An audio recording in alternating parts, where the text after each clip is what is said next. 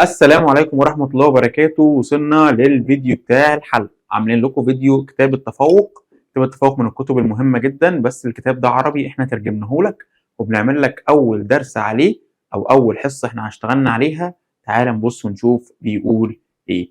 يلا يا شباب، أول سؤال. أول سؤال بيقول لك which of the following shapes represents the percentage of the salty water in the hydrosphere. حلو جدا. احنا دلوقتي لو انت فاكر الهيدروسفير كان بيمثل 70% او 70% من الارث كلها، كان متقسمين ل 97 salty water و 3% fresh water. فتعال نبص مين اللي بيمثل ال 97. بس انا عايزك نكتب 97.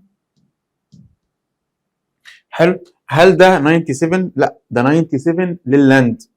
حلو. هل ده 97؟ لا، ده مش 97. ده 97، ده مش 97. الاجابه هتكون دي. انت عندك اللون الازرق ده باين ان هو ميه. تعال نبص على السؤال اللي وراه. In which of the physical states does water appear in the component of the atmospheric layer؟ atmospheric layer ده اللي هو بتاع الجاز، اللي هو الغلاف الجوي اللي بيكون فيه الميه على شكل حاجه اسمها فيبر. تعالى كده نبص على الاختيارات. عندنا هل only liquid؟ غلط. هل liquid and solid؟ غلط. هل gaseous and solid؟ غلط. هل only gas؟ الإجابة دي هي اللي صح. السؤال اللي بعد كده بيقول لك which of the following environmental effects results from the chemical reaction shown in the opposite figure. بص يا معلم، احنا دلوقتي هنا عندنا في pollution. حلو. البوليوشن ده طالع على هيئه غازات اللي هي NO2 والSO2. حلو. نزل على هيئه H2SO4 وHNO3. حلو جدا. تعالى بقى نتكلم ونشوف ده ممكن يكون حصل ازاي. بيقول لك ان اللي بيحصل ده حاجه اسمها الاسيديك رين. الاسيديك رين ده عباره عن ان انا بجيب ميه H2O زائد مثلا SO3 هتديني H2SO4. دي حاجه اسمها اسيديك رين. تعال نبص على الاختيارات كده. هل هو هيعمل لك فورميشن اوف بيزك رين فور سويل اند بلانتس؟ غلط، هي مش هتعمل لك حاجه مفيده بنفيت. هل هي هتعمل هارمفول اسيديك رين؟ ممكن. هل هي هتعمل اسيديك رين ده اللي بيأكيوميليت ان ذا فورم اوف ايس؟ غلط، ما بيفضلش على هيئه ثلج. هل هو فورميشن اوف اسيديك رين اللي مش هيأثر على الانفايرمنت؟ برضو دي غلط، هو هيأثر على الانفايرمنت. تعال نخش نبص على السؤال اللي وراه. السؤال اللي وراه بيقول لك which of the following process represent the biological part of the water cycle in the nature. حلو جدا. احنا دلوقتي في الووتر سايكل كان عندنا كذا وكذا حاجه. تعال نشوف كل واحده من دول ايه ينفع منها بيولوجيكال. يعني ايه بيولوجيكال؟ بيولوجيكال دي معناها يعني ليها علاقه بالليفنج اورجانيزم.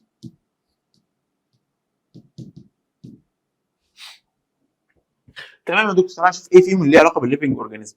هل ايفابوريشن ليه علاقه بالليفنج اورجانيزم؟ لا، دي الميه بتتبخر هيتنج للووتر فورمز عمل لك ايفابوريشن.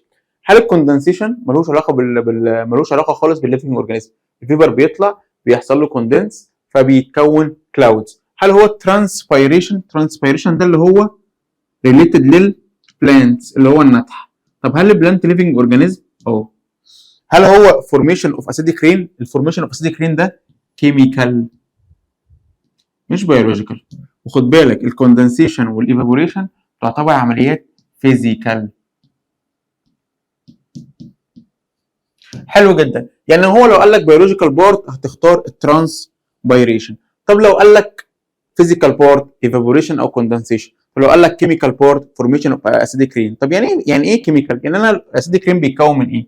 بيتكون من كيمستري H2O زائد مثلا CO2 هيدي لك H2CO3. حلو جدا. تعال نبص على السؤال اللي وراه. which of the following represent the correct path for the formation of water shown in the opposite diagram. احنا دلوقتي عملنا diagram ده جايه فيه ميه من الجراوند ووتر طالعه، عاملين منها حنفيه. حلو جدا. فتعال نبص، احنا المفروض طبيعي الميه تبدا، تعال نبص الحاجات اللي تمشي معانا التراك الطبيعي او السايكل الطبيعي. بيقول لك ميديتيريان سي كلاودز ووتر فيبر. طب هل الكلاودز بتيجي قبل الووتر فيبر؟ ده ما ينفعش. ميديتيريان سي حلو، حصل ايفابوريشن، حصل ووتر فيبر حصل له كوندنسيشن، كون لك كلاودز، والكلاودز دي نزلت على هيئه رينز، وفي الاخر اتخزنت على حاجه اسمها سيديمنتري روكس، الصخور الرسوبيه. تمشي. تعال نبص على الثالثه، ميديتيريان سي ووتر فيبر كلاودز اجنياس روك، اللي هي الصخور الناريه. ما تنفعش. هل الووتر فيبر ميديتيريان سي؟ لا، الترتيبه دي برده ما تنفعش.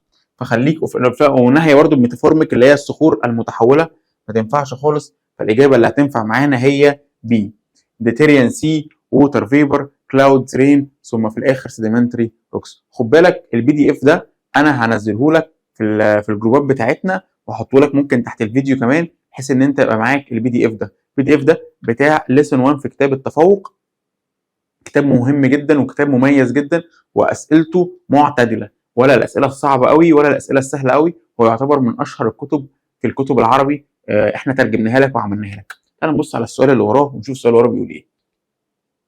From the opposite figure which of the regions shows the pH scale represents the result obtained when analyzing sample of ground water. بص يا معلم، الجراوند ووتر دي البي اتش بتاعها اكوردنج هي نزلت فين، بس هي بتبقى نيوترال اور بيزك، يعني اكوردنج على نوع الصخر اللي نزلت عليه. حلو جدا. فاحنا دلوقتي عايزين نيوترال اللي هو السكيل بتاع 7، او مور ذان 7 او جريتر ذان 7. تعال نبص كده على الاختيارات. عندك 3 ده من 0 ل 7 ما ينفعش، عندك 2 ده 7، وعندك 1 ده 7. فالاجابه هتكون 1 و2. الاجابه هتكون 1 اور 2 اللي هي بي. ماشي يا دكتور، ممكن نبص على السؤال اللي وراه ونشوفه بيقول ايه. Which of the following doesn't reduce pH value in the water falling from the cloud؟ حلو جدا. احنا دلوقتي بيقول لك ايه اللي ما بيقللش البي اتش؟ اللي ما بيقللش البي اتش ده لازم يكون بيز. اللي بيقلل البي اتش فاليو يعني بيخلي الفاليو مثلا من 7 to 0 ده اسمه اسيدك، لكن اللي ما بيقللهاش ده بيكون بيز. تعال نشوف مين في دول ينفع بيز. اول حاجه كربون دايوكسيد. تعال كده نشوف كده ووتر H2O زائد كربون دايوكسيد هيديني ايه؟ هيديني H2CO3. ده اسيدك ما ينفعش، يبقى اول واحده ما تنفعش. طب تعال نشوف سي ده سلفر دايوكسيد اللي هو برضو SO2، هتحط عليه H2O هيدي لك H2SO3. حلو جدا. طب تعال نشوف الهيدروجين سلفايد اللي هو H2S وانا مغمض فيه اتش اصلا، فده اسيدك. تعالى كده نبص على الصوديوم بايكربونات. الصوديوم بايكربونات ده تعالى نشوفه هو ازاي بيز. لو انت فاكر احنا خدنا حاجه اسمها الهيدروليسيس صح؟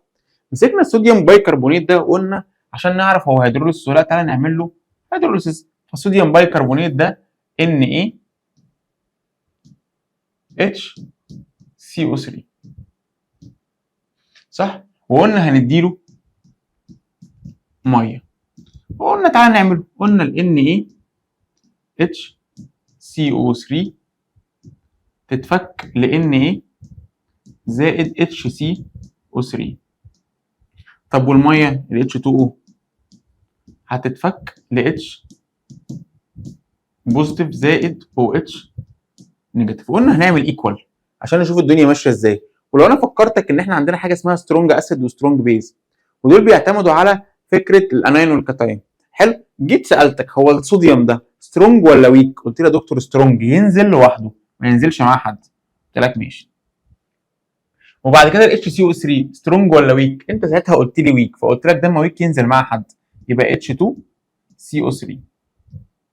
طب والاو اتش تفضل لوحدها. طب ده ما الاو اتش فضلت لوحدها، يبقى الكومبوننت ده او السولت ده بنعتبره بيزك، فالاجابه هتكون صوديوم باي كربونات. تعال نبص على السؤال اللي وراه ونشوف السؤال اللي وراه بيقول ايه.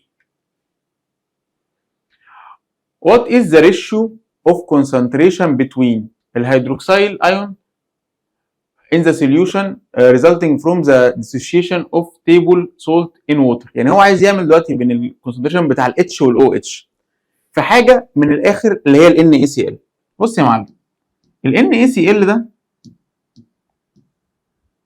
متكون من سترونج زائد سترونج، يعني ال Na سترونج وال Cl سترونج، يبقى هيديك حاجه اسمها ناتشورال او نيوترال. طب النيوترال ده بيبقى البي اتش بتاعه كام؟ 7. بيبقى الاتش بلس بيساوي لو اتش نيجاتيف. طب ده ما ده بيساوي ده، تبقى الريشيو كام؟ 1 to 1. تعالى تاني كده يا دكتور نشرحها لك تاني. بيقول لك دلوقتي ال NaCl، او تعالى انا اقول لك تعالى نعمل سوليوشن لل NaCl عشان انت ترتاح. تعالى نجيب ادي يا معلم ال NaCl زائد ميه. هناخد ال NaCl لوحدها، هتتفك ل Na زائد Cl، وهناخد الميه لوحدها هتتفك ل H ايون و OH ايون. وتعالى ناخد ايكوال. الصوديوم قوي ينزل لوحده، والسي ال قوي ينزل لوحده، فيتبقى الاتش ويتبقى الاو اتش، فكده الاتش والاو اتش بيساوي بعض، فالريشيو هتكون 1 to 1. انا مره عملتها لك بالطريقه السريعه اللي هي سترونج وسترونج، ومره عملتها لك بالهيدروليسيس الايه بتاع الكيمستري بتاع سينيور 3 عشان اقول لك ايه ان هي كده بنفس الطريقه وكده بنفس الطريقه. تعال نبص على السؤال اللي وراه ونشوف السؤال اللي وراه بيقول ايه. خد بالك من اول هنا ان شاء الله ان شاء الله ان شاء الله هنبدا في حل الاسئله بتاعه الهوم ورك بتاعه كتاب التفوق. قبل كده انا كنت بحل لك الاسئله اللي موجوده جوه الشرح، اللي هي الايه السؤال اللي بين كل حته وحته بعد ما بيشرحها يعني. تعال نبص كده نشوف السؤال اللي جاي بيقول ايه عشان تبقى الدنيا هاديه وانا مش عايزك تقلق خالص. هنحل معاك حاجه وهنحل معاك كتب خارجيه كتير. ادي التفوق ترجمناه لك، والوافي هنترجمه لك لحد ما ينزل المعاصر ان شاء الله ونشتغل منه، غير بنك الاسئله اللي موجود في البوكلت بتاعك ان شاء الله اللي هتستلمه الاسبوع اللي جاي. يلا يا شباب تعال نبص شوف الدنيا فيها ايه. Which is the following shapes represent the correct distribution of land and water؟ الووتر كانت 70 واللاند كان 30. تعال نبص مين فيهم اللي 70 ومين فيهم 30. اكيد الميه بيبقى لونها ازرق والارض بيبقى لونها اخضر. احنا عايزين حاجه البلو فيها تبقى معديه 50%. ايه اللي البلو فيه معدي ال 50%؟ الاجابه هتكون والجرين اهو في التلت، يعني يعتبر التلت والتلتين كده. حلو جدا يا دكتور. طب تعالى نبص كده على السؤال اللي وراه. The opposite diagram illustrates the different layers that makes up the earth. حلو جدا. Study it well and then deduce استنتج which of the layers shown distinguish the earth from the other planets. يعني ايه اللي بيميز كوكب الارض عن الباقيين؟ حلو. في المجموعه الشمسيه في السولار سيستم بيقول لك 1 ده كان اللي هو الهيدروسفير اللي هو النظام المائي من الاخر. حلو. وعندك ده الروك او الجيوسفير، وعندك دي الكلاودز، وعندك دي اللي هي الايه زي ما بتقول كده ايه جرينز اللي هي ايه المسطحات الايه الخضراء اللي احنا بناكل منها وبنشرب منها. طب ايه اللي بيميز الكوكب بتاعنا عن باقي الكواكب؟ هل واحد بس؟ هل اتنين بس؟ هل واحد واتنين ولا هل تلاته واربعه؟ بص اسالك سؤال، هو الكوكب لو ميه بس هل انا هعرف اعيش فيه من غير ما اكل؟ طب هل لو الكوكب اكل بس هل انا اعرف اعيش فيه من غير ما اشرب او اعيش يبقى فيه مسطحات مائيه؟ هو بيقول لك دلوقتي، او ووتر فوربس بيقول لك دلوقتي بكل بساطه ان بسبب 1 و2 انا قادر اعيش في كوكب الارض، والحاجات دي اللي موجوده في كوكب الارض ومش موجوده في باقي الكواكب. فتعالى نختار الاجابه 1 بلس 2. حلو جدا الكلام ده يا دكتور. طب ممكن نبص على السؤال اللي وراه ونشوف السؤال اللي وراه بيقول ايه. The opposite diagram represents the percentages of area covered by land and water. حلو جدا. land and water on the earth's surface. Study it well and then answer which of the following represent A and B. حلو جدا. احنا كده بنتكلم ان ايه ده؟ اللاند او الدراي، الحاجات الناشفه يعني. حلو. طب وي ده؟ الووتر. ماشي. هل ايه الووتر ان سوليد فورم؟ لا. هل ايه دراي او لاند؟ تمشي. بس بي هل ووتر ان جازيس فورم؟ لا. هل دي الاي هي الووتر ليكويد فورم؟ برضو لا. طب سي بقى يا معلم. سي دي بتقول لك ان ايه ده اللاند او الدراي. حلو. وبي الووتر ان ليكويد اند سوليد فورم اللي هي بتمثل 70%. طب ودي بتمثل 30%. ماشي يا دكتور. تعالى نبص على السؤال اللي وراه. خدوا بالكم الامتحان بتاع الاسبوع ده من الفيديو ده، هكمل الفيديو لحد اخره. which of the following graphs represents the ratio between the amount of water in the cryosphere and fresh water in rivers, lakes and ground water. لو انت فاكر احنا لما جينا شرحنا الفريش ووتر قلنا الفريش ووتر بتمثل represent 3%. 2 منهم كرايو، وواحد 2% منهم كرايو، 1% منهم كان ليكويد ستيت. تعال نشوف بقى نوع الميه اللي موجوده. قال لك اللون البينك ده الكرايو الجليدي، واللون اللي مش بينك ده اللي هو الاصفر شويه ده الميه العذبه. احنا عايزين نخلي ده ضعف ده. هل ايه ده ضعف ده؟ لا، ده هنا الميه العذبه اكتر او الليكويد ووتر اكتر. طب هل ده برضو الليكويد ووتر اكتر؟ هل بيساوي بعض؟ لا.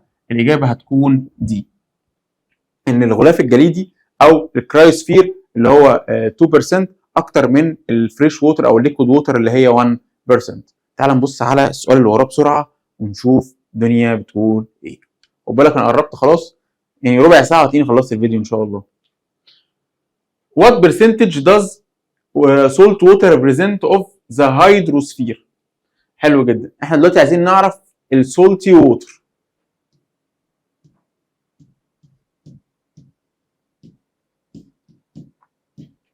according للهيدروسفير.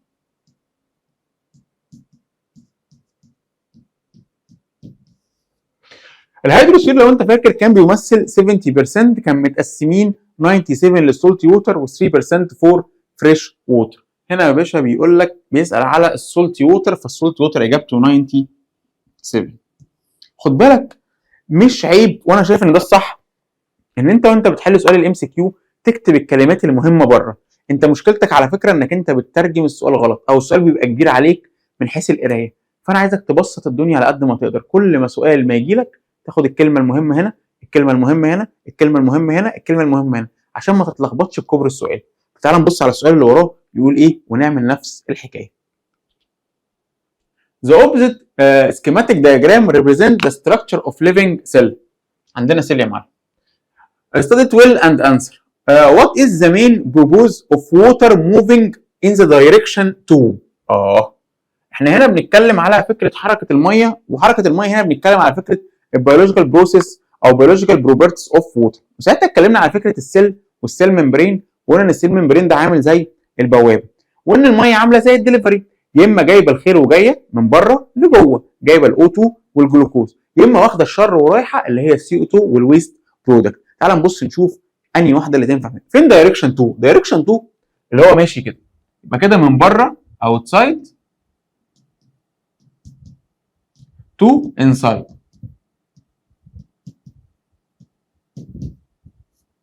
يبقى هي كده جايه من بره لجوه، جايبه الخير معاها.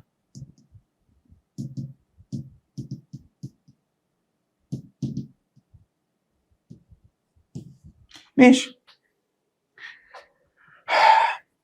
هل هي بتتخلص من الويست؟ لا. هل هي بتريجوليت التمبريتشر؟ لا. هل هي بتريجوليت البي اتش؟ لا. امال الاجابه ايه؟ بتنقل الاكل، جايبه الخير والاكسجين اللي احنا نحرق بيه الاكل. فالاجابه هتكون ايه؟ طب هسالك سؤال، لو الحوار كان بالعكس، او لو كان بيقول لك في دايركشن 1، يعني تعالى نعتبر السؤال هنا دايركشن 1 اللي هو من جوه لبره، فهي كده تبقى واخده الشر ورايحه. ايه الشر اللي موجود عندنا؟ الويست. تاخد وانت نازل خد الزباله معاك، وانت ماشي خد الزباله معاك. عمرك ما تجيب الزباله من بره لجوه، انت بتاخد زباله البيت وتطلعها بره. What is the relation between the rate of water flow in direction 2؟ حلو جدا. and the rate of energy molecules production within the cell. ده سؤال حلو جدا وجديد عليك في سينيور 1. بيقول لك تعالى نتخيل او تعالى نعرف العلاقه بين الريت فلو، يعني الكميه اللي ده او الفلو اللي داخل، المعدل اللي داخل، بين المعدل. بص تعالى نكتبها احسن. بص يا معلم، ريت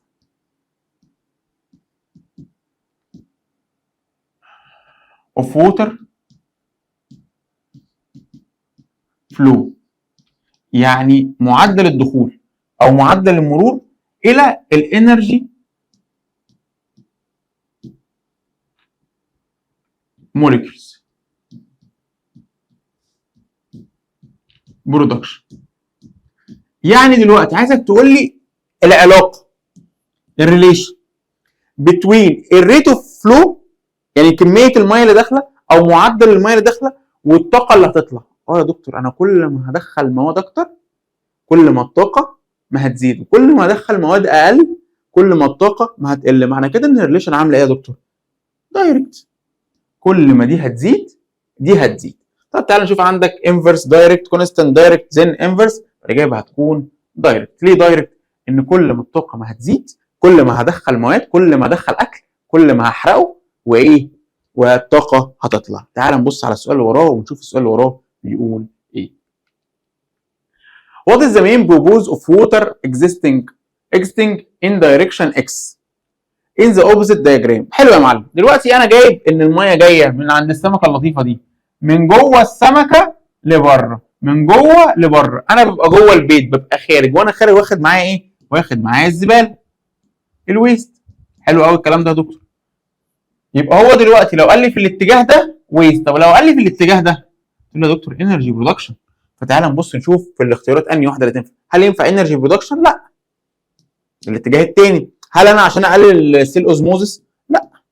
هل عشان ازود التمبريتشر؟ برضه لا. امال عشان ايه؟ disposing of nitrogenous waste، اتخلص من النيتروجينس ويست. حلو جدا جدا جدا. تعال نبص على السؤال اللي وراه ونشوف السؤال اللي وراه بيقول ايه. What type of water cycle system does the hydrological cycle represent؟ يعني انا دلوقتي السايكل دي كان نوعها ايه؟ قال لك حاجه اسمها closed open isolated unbalanced. لو انت فاكر وانا بشرح لك الووتر سايكل ان هو closed cycle، عشان كده احنا سميناها سيركل اصلا. انها النقطه اللي بتبدا بيها هي النقطه اللي بتنهي بيها. وقلت لك لو انا عندي لتر ميه دخل السايكل هيفضل يلف لتر يلف لتر، مفيش حاجه بتروح، فعشان كده سميناها closed cycle. ماشي يا دكتور، يلا نخش على السؤال اللي وراه. What is the primary process that water cycle usually begin with in nature؟ لو انت فاكر انا بشرح لك الووتر سايكل، قلت لك الووتر سايكل بتبدا كل يوم لما الشمس تطلع، وقلت لك ان هي سورس اوف انرجي. وكده قلت لك الشمس تطلع لك الطاقه على هيئه انرجي، على هيئه حاجتين، لايت وهيتنج. وقلت لك ساعتها ان الهيتنج ساعتها هو ذا تايب اوف انرجي، يعني السورس اوف انرجي الصن، والتايب اوف انرجي هو الهيت. هيطلع الهيت هيسخن الووتر فورمز، الميه هتطلع حاجه اسمها ايفابوريشن، تفضل تطلع تطلع تطلع تطلع لحد ما يحصل لها كوندنسيشن، ثم يتكون السحاب، والسحاب يفضل ماشي ماشي ماشي ماشي لحد ما يتقل وما يبقاش مستحمل الميه اللي جواه، فتبدا يحصل حاجه اسمها بريسيبيتيشنز، ثم بريسيبيتيشن نعمل لها حاجه اسمها كوليكشن والميه تروح على الاندر جراوند، ثم سواء في السيديمنتري روكس او في الايه في الصخور نفسها، او يعني ذا بور اوف ذا سويل. حلو جدا. فتعالى نبص، احنا قلنا انها بتبدا بايه؟ بان الشمس بتطلع وبتبخر تبقى ايفابوريت الووتر، فالاجابه هتكون يا دكتور evaporation.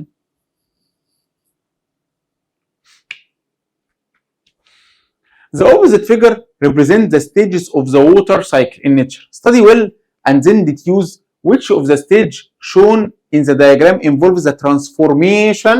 حلو قوي. Transformation of water from liquid، اكتب لي بقى الجملة دي، liquid stage to gas stage. يعني المية حصل فيها حاجة اتحولت من liquid لجاز. هتقول لي يا دكتور ده حصل لها كده ايه؟ تبخير كده، evaporation يا دكتور. حلو قوي evaporation. تعالى كده نبص على الاختيارات. هل 1 2 3 4؟ تعالى بقى نبص بقى. 1 دي evaporation. حلو.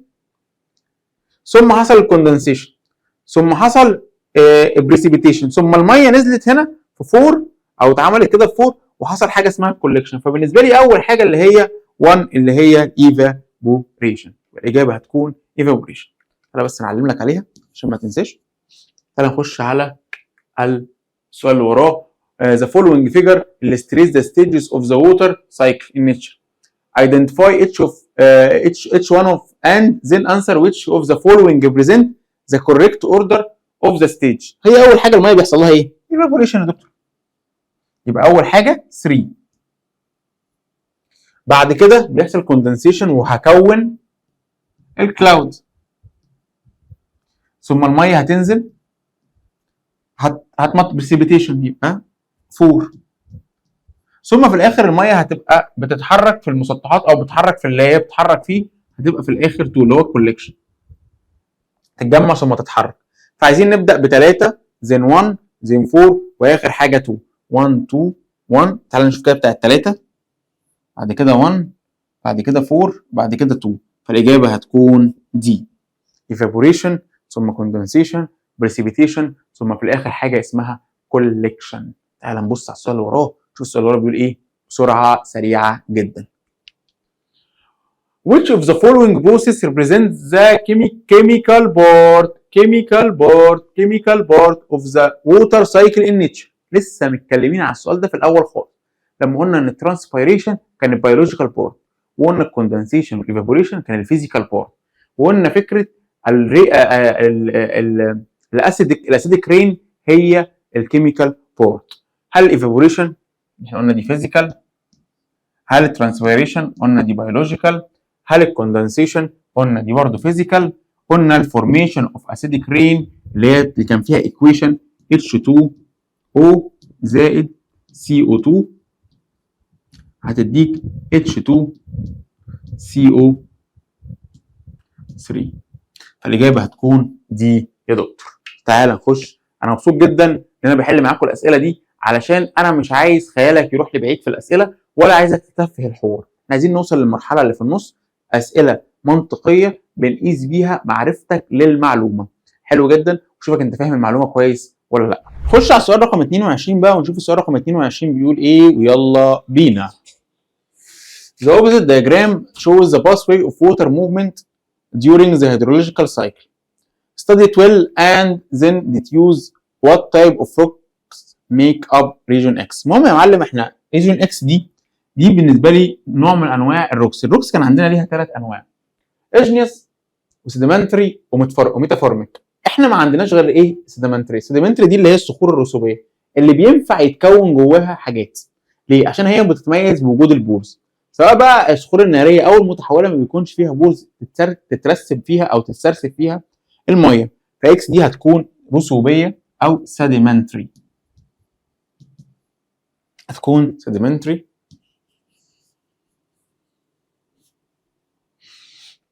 تعالوا نخش على الجزء اللي بعديه ونشوف الجزء اللي بعديه بيقول ايه.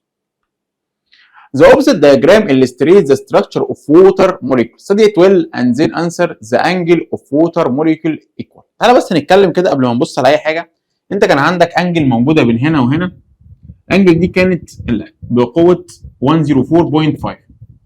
حلو جدا. وكان البوند اللي موجوده جوه كان اسمها كوفيلنت بوند، وقلنا كوفيلنت معناها تساهميه، ان احنا كل واحد بيشير. حلو. وكان عندك نوع تاني من البوند، لو انت فاكر لما احنا قلنا حصل الكوفيلنت بوند دي بسبب حاجه اسمها الالكترونيجاتيفيتي. الالكترونيجاتيفيتي خلت الاكسجين عليه بارشال نيجاتيف تشارج، على عكس الهيدروجين اللي كان موجود عليه بوزيتيف نيجاتيف تشارج. فجينا هنا كان في هنا بوزيتيف وكان في هنا نيجاتيف، فعمل لك بوند من البوزيتيف والنيجاتيف، كان البطل فيها الهيدروجين، عشان كده سموها الهيدروجين بوند. هتقول الهيدروجين بوند دي يا دكتور حصلت بسبب ايه؟ لو انت فاكر قلت لك بسبب حاجه اسمها البولاريتي. يعني ايه بولاريتي؟ يعني قطبين بوزيتيف ونيجاتيف، اهلي وزمالك، قطب شمالي وقطب جنوبي. تعال نبص على الاختيارات ونشوف الاختيارات بتقول لي. اول حاجه 104.5. تعال نشوف السؤال اللي وراه بيقول ايه. What is the type of bond in 1؟ 1 ده اللي هو هنا، دي اللي هي المنقطه، والثانيه المنقطه فكانت الهيدروجين بوند. وخد بالك انا لما عملت البوند انها على هيئه نقط، وعملت الكوفالنت على هيئه لاين كده، عشان الكوفالنت بوند دايما اقوى من الهيدروجين بوند، فالكوفالنت بوند لاين والهيدروجين بوند عشان ضعيفه شويه بتكون بوينتس جنب بعضها كده. تعال نبص على السؤال اللي وراه ونشوف بيقول ايه.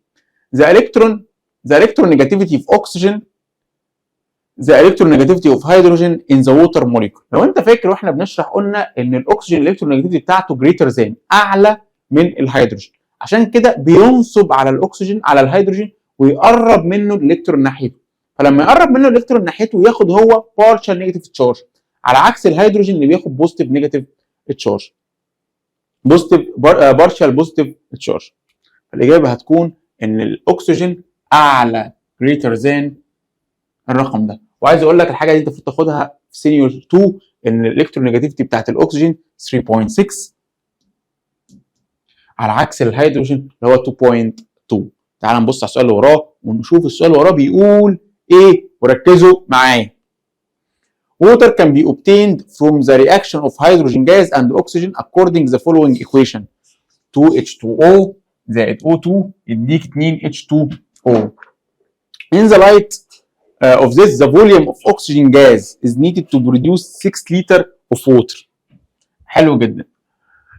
Under constant pressure and temperature condition. بص يا معلم، احنا دلوقتي عندنا محتاجين O2 لكل 2H2O. هنا الرقم بتاع الفوليوم كام؟ 1. هنا الرقم بتاع الفوليوم كام؟ 2.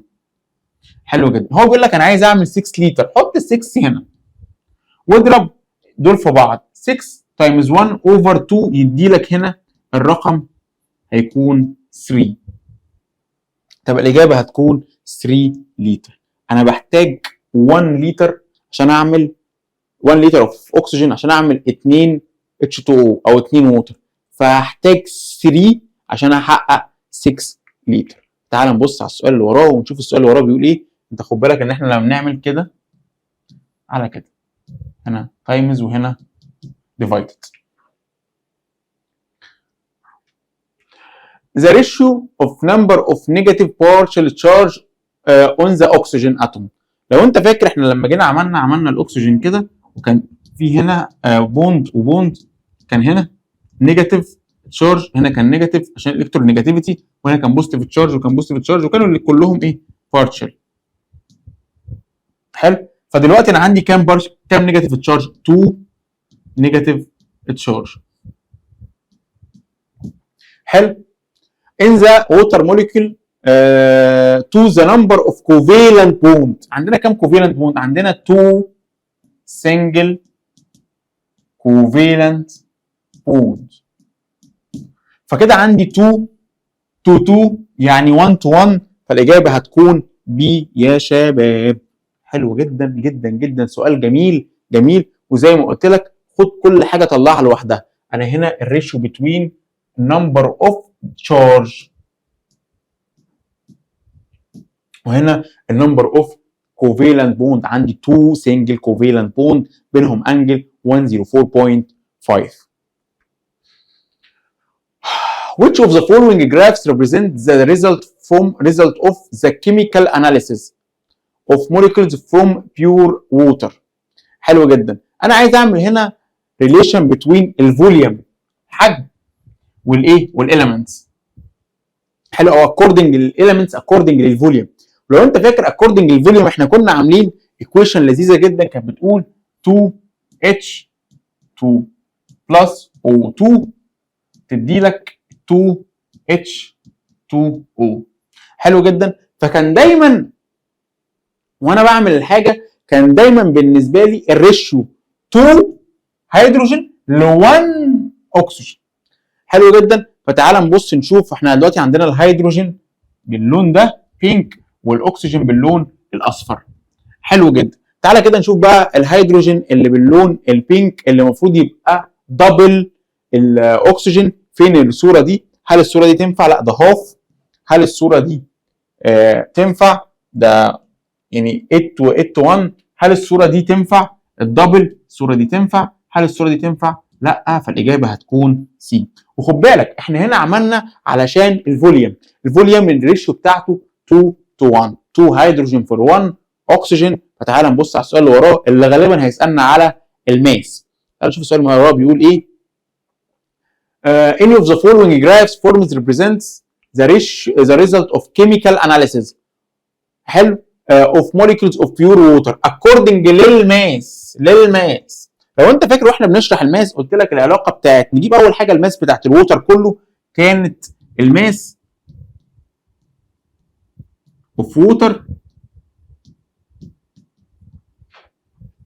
2 times 1 plus 16 كانت 18 AMU. لو انت فاكر احنا جبنا الرقم ده منين؟ لو انت فاكر قلنا ان ال H كانت 1 atomic number و1 mass number، والاكسجين الاتوميك نمبر 8 والماس نمبر 16، فقلنا هي كانت H2O، ف 2 times 1 بلس ال 16 اديتك 18. فبعد كده جبنا الهيدروجين بالنسبه لنا بيساوي كام؟ فقلنا ان هو 2 over 18، فادالك 1 over 9 ادالك 11. وبعد كده قلنا الاكسجين بالنسبه لنا كام؟ فقلت لي الاكسجين كان ب 16 over 18، فكان 8 over 9 كان بيساوي 88.89. حلو. فحطينا الريشيو ساعتها انها 11 to 88 لو انت فاكر. قلنا هنعمل اوفر 11، فدي هتدينا 1 to 8، يعني 1 هيدروجين to 8 اكسجين. حلو الكلام ده جدا يا دكتور. وبعد كده جيت انا اتكلمت معاك قلت لك تعالى نقول ان الاكسجين قد الهيدروجين 8 تايمز. حلو جدا. فتعالى نشوف انهي واحد اللي ينفع فيه. هل ده ينفع؟ هل الهيدروجين 1 والاكسجين 2؟ لا. هل الهيدروجين 8 والاكسجين 1؟ لا، ده العكس. هل الهيدروجين 2 والاكسجين 1؟ ده للفوليوم مش للماس. حلو. هل الهيدروجين 1 والاكسجين 8 تايمز؟ الاجابه هتكون صح، والاجابه هتكون اللي هو الدياجرام ده اللي هو بنسبه كبيره هيكون دي يا شباب، بس هي دي هنا مش باينه. الاجابه هتكون دي. تعال نبص على السؤال اللي وراه. By studying the corresponding figure which of the following represent bond types 1 and type 2 respectively. حلو جدا. انت عندك 1 ده جوه الميه نفسها، فده كان ال2 single covalent bond. والكوفالنت بوند لو انت فاكر كنا قلنا الجمعيه بتاعت ماما اللي بنشير فيها كانت من نون ميتال اند نون ميتال. طب والريشيو دي او البوند دي قلت لك البوند المنقطه اللي البطل فيها الهيدروجين اللي قايمه بسبب البولاريتي بتاعت النيجاتيف اوف اكسجين والبوزيتيف بارشال بوزيتيف والبارشال نيجاتيف عشان ما نتلخبطش. بتاعت الهيدروجين البوزيتيف قرب من النيجاتيف عمل لك حاجه اسمها فيزيكال بوند، سميناها الهيدروجين بوند. وزي ما قلت لك انا ليه بحط الهيدروجين بوند منقطه؟ عشان هي اضعف من الكوفيلنت بوند اللي هي هتشوفها على شكل لاين او على شكل خط. فنمبر 1 بالنسبه لي كوفيلنت، ونمبر 2 بالنسبه لي هيدروجين. فالاولانيه كوفيلنت والثانيه هيدروجين، فالاجابه هتكون سي يا شباب. تعال نبص على السؤال اللي وراه ونشوف السؤال اللي وراه بيقول ايه. How many covalent bonds are inside 3 water of molecule؟ حلو جدا. انا دلوقتي عندي كل molecule of water، كل molecule of water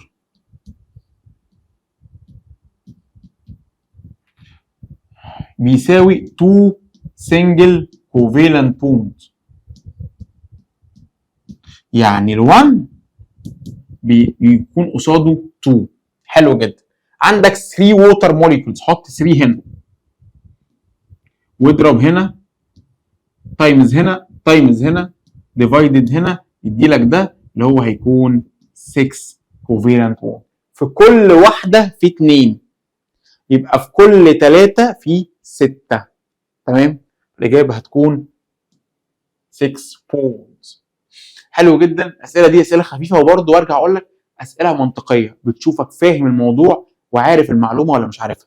انا عارف ان هم 2 سنجل، فهضرب ال 2 سنجل في 3 عشان هم 3 موليكولز. طب لو 4 يبقى 2 تايمز 4 8، لو 5 2 تايمز 5 10. وانا بقول لك الاسئله دي اسئله كويسه جدا جدا جدا عشان تقيس الفهم معاك. تعال نبص على السؤال اللي وراه اللي بيقول لك which of the following explains the classification of water as a polar.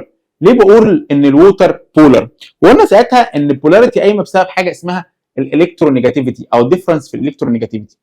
وقلنا ان الاكسجين هاير او جريتر ذان الكترونيجاتيفيتي ذان الهيدروجين، فبيسحب الالكترون بتاع البوند ناحيته شويه، فبيكسب بارشال نيجاتيف تشارج، على عكس الهيدروجين اللي بيتسحب منه فبيكسب بوزيتيف بارشال تشارج.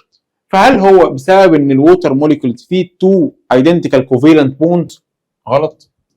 هل because الاكسجين has negative partial charge and the hydrogen has positive partial charge؟ ممكن. because the ability of hydrogen to attract، غلط، ان الهيدروجين مش بيأتراكت، اللي بيأتراكت الاكسجين. هل بسبب ان الفاليو بتاعت الانجل اللي بينهم of water bond is small؟ برضه غلط.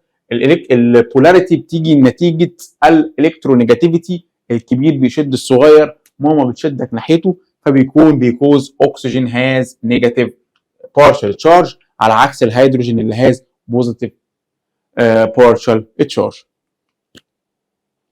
The corresponding figure shows the chemical structure of the two different compounds X and Y. Identify them and then conclude. بص يا معلم، احنا عندنا ده H2S وده H2O، وقلنا ال H2O مميز جدا بحاجه اسمها البولاريتي، القطبيه. وقلنا ان القطبيه دي بسبب فرق النيجاتيفيتي. وقلنا ان ميه جنب ميه جنب ميه جنب ميه، كميه الميه الموليكولز دي بترتبط ببعض حاجه اسمها الهيدروجين بوند، بسبب ان دي خدت نيجاتيف ودي خدت بوزيتيف تشارج، بارشل بارشل بارشل بارشل، وهناك حصل نفس الكلام، فالبوزيتيف قرب من النيجاتيف فخلى في حاجه اسمها هيدروجين بوند. الهيدروجين بوند دي هي اللي مسؤوله عن البويلنج تمبريتشر انها تكون عاليه، ومسؤوله عن حاجات ثانيه. تعال نبص على الاختيارات. هل كومباوند واي due to presence of hydrogen bond؟ لا. هو السؤال اصلا ناقص كلمه، مين فيهم اللي درجه غليانه اعلى؟ خلينا نبص هنا، بيسال على البويلنج تمبريتشر.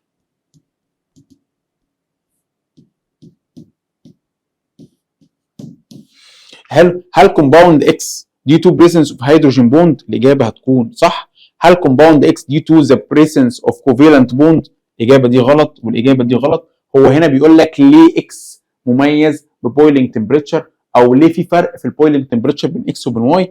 الاكس عنده هاي بويلنج تمبريتشر 100 سيليزيوس، الاتش 2 اس البويلنج تمبريتشر بتاعته نيجاتيف 61 او نيجاتيف 60. الفرق ده بسبب حاجه اسمها الهيدروجين بوند اللي بتخليني بحاول ابذل طاقه كبيره ابذل انرجي عاليه، ابذل هيت عالي، تمبريتشر عاليه عشان اكسر البوندز اللي موجوده اللي هي الهيدروجين بوند. تعال نبص على السؤال اللي وراه ونشوف السؤال اللي وراه بيقول ايه. Which of the following explains the ability of water to dissolve most salt and break them down into ions. لو انت فاكر احنا لما جينا شرحنا النقطه دي قلت لك ان ال NaCl لما تديها ميه هتتحول لايونز Na بوزيتيف زائد Cl نيجاتيف، والاثنين اكوس. بس لما احنا فصصنا الحوار قلت لك تعالى نفكها ان ال Na زائد Cl نيجاتيف زائد H زائد OH، H بوزيتيف وال OH نيجاتيف.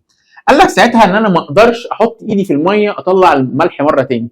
ليه؟ ان هو حصل ذوبان، قربوا من بعض، البوزيتيف قرب من النيجاتيف والنيجاتيف قرب من البوزيتيف، فبقت الحاجه قريبه بسبب البولاريتي. وقلت لك ساعتها ان بولار لايكس بولار والنون بولار لايكس نون بولار، وقلت لك عشان كده الزيت ما بيدوبش في الميه على عكس كل الحاجات البولار بتدوب في الميه، عشان البولاريتي بتخلي الحاجه تقرب من بعض، البوزيتيف يقرب من النيجاتيف والنيجاتيف يقرب من البوزيتيف والدنيا تمشي كده. فالاجابه هتكون بسبب حاجه اسمها الووتر بولاريتي.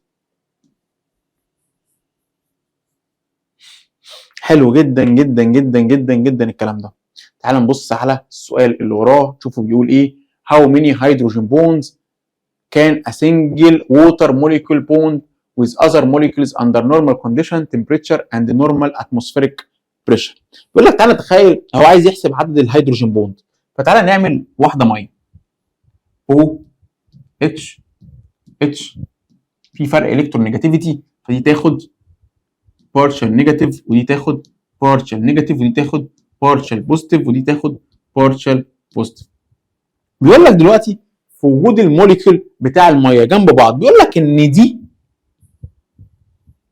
هتجري على اكسجين فيها نيجاتيف بارشال نيجاتيف، طب ودي هتجري على اكسجين عليها بارشال نيجاتيف، طب ودي هتجري على هيدروجين فيها بارشال بوزيتيف، طب ودي هتجري على هيدروجين فيها بارشال بوزيتيف. فالاجابه هتكون ان كل واحده تعرف تعمل 4 هيدروجين بوند على حسب التشارج اللي عندها. الهيدروجين يعمل من البوزيتيف يقرب للنيجاتيف، والاكسجين والهيدروجين عشان هو بوزيتيف يقرب من النيجاتيف، والاكسجين عندها 2 نيجاتيف بارشال تشارج تقرب من هيدروجين ومن هيدروجين، فكل واحده تقدر تعمل لحد 4 حد ايه 4 يا شباب هيدروجين بوند. كل تشارج موجوده. احنا عندنا في الميه في 4 بارشال تشارج، 2 على الاكسجين و2 على الهيدروجين، كل واحده على الهيدروجين عشان عندنا 2 هيدروجين، الاكسجين عليه 2 نيجاتيف تشارج والهيدروجين كل واحده عليها بوزيتيف بارشال ديسشارج. تعالوا نبص السؤال اللي وراه بنشوف بيقول ايه. By studying the corresponding figure the aqueous solution X contain. حلو قوي يا معلم. دي ميه فيها NaCl. حلو وانا مغمض. تعالى نعمل نشوف الحوار ده بيقول لك ايه. بيقول لك دلوقتي احنا عندنا NaCl زائد H2O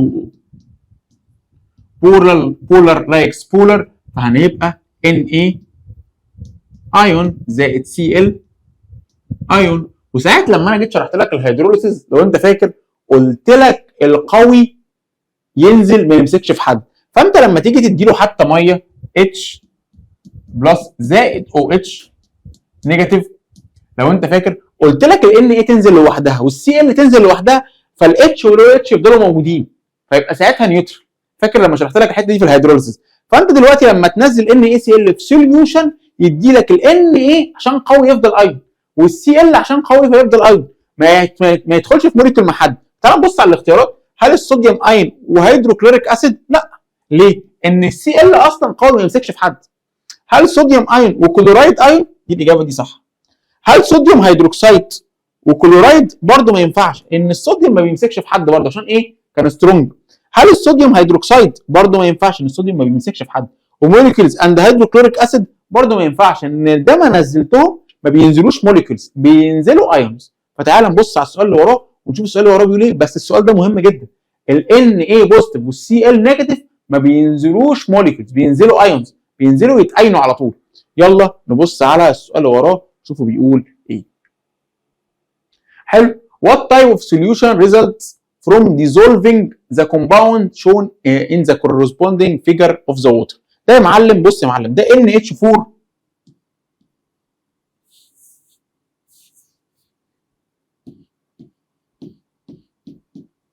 Cl. حلو. في طريقتين للحل، انا شرحت لك الطريقتين للحل. في طريقه من الاخر كده بالفهلوه، ايه سترونج وايه ويك، ومن السترونج والويك نمشي دنيتنا. وفي طريقه ان احنا نمشي بابسط حاجه خالص. تعال نمشي ابسط حاجه خالص، وبعد كده اقول لك الطريقه اللي هي ايه السريعه كده اللي ملهاش حل. NH4Cl دي هتديها ميه، تعمل لها هيدروليز، هتاخد ال NH4 لوحدها، Cl لوحدها، وهتاخد الميه لوحدها. تقول لي يا دكتور NH4 اهي زائد Cl، دي بوزيتيف ودي نيجاتيف. بس انت افتكر ال NH4 دي من السترونج ولا من الويك؟ دي كانت من الويك. والسي ال من السترونج ولا الويك؟ كانت من السترونج.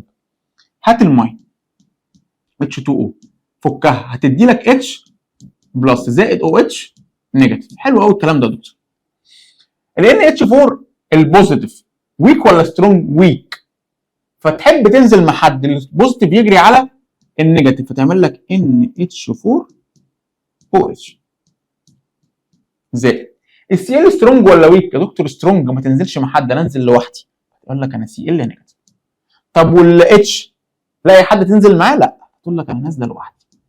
كده مين الاكسبريس؟ مين اللي ظهر؟ مين الكونسنتريشن بتاعه عالي؟ الاتش ولا الاتش؟ الاتش. هتدي لك اسيد. تبقى الاجابه ان هو الكومباوند ده يبقى اسيدك. طب والطريقه الخفيفه الفاين يا دكتور؟ فاكر لما جيت شرحت لك قلت لك بي بوزيتيف سترونج، بي بوزيتيف، البي مع البي بي بيزك على طول. فتعال نبص، هو كان NH4Cl. قسمه كده، لان NH4 ده ويك ولا سترونج؟ قلت لي يا دكتور ويك.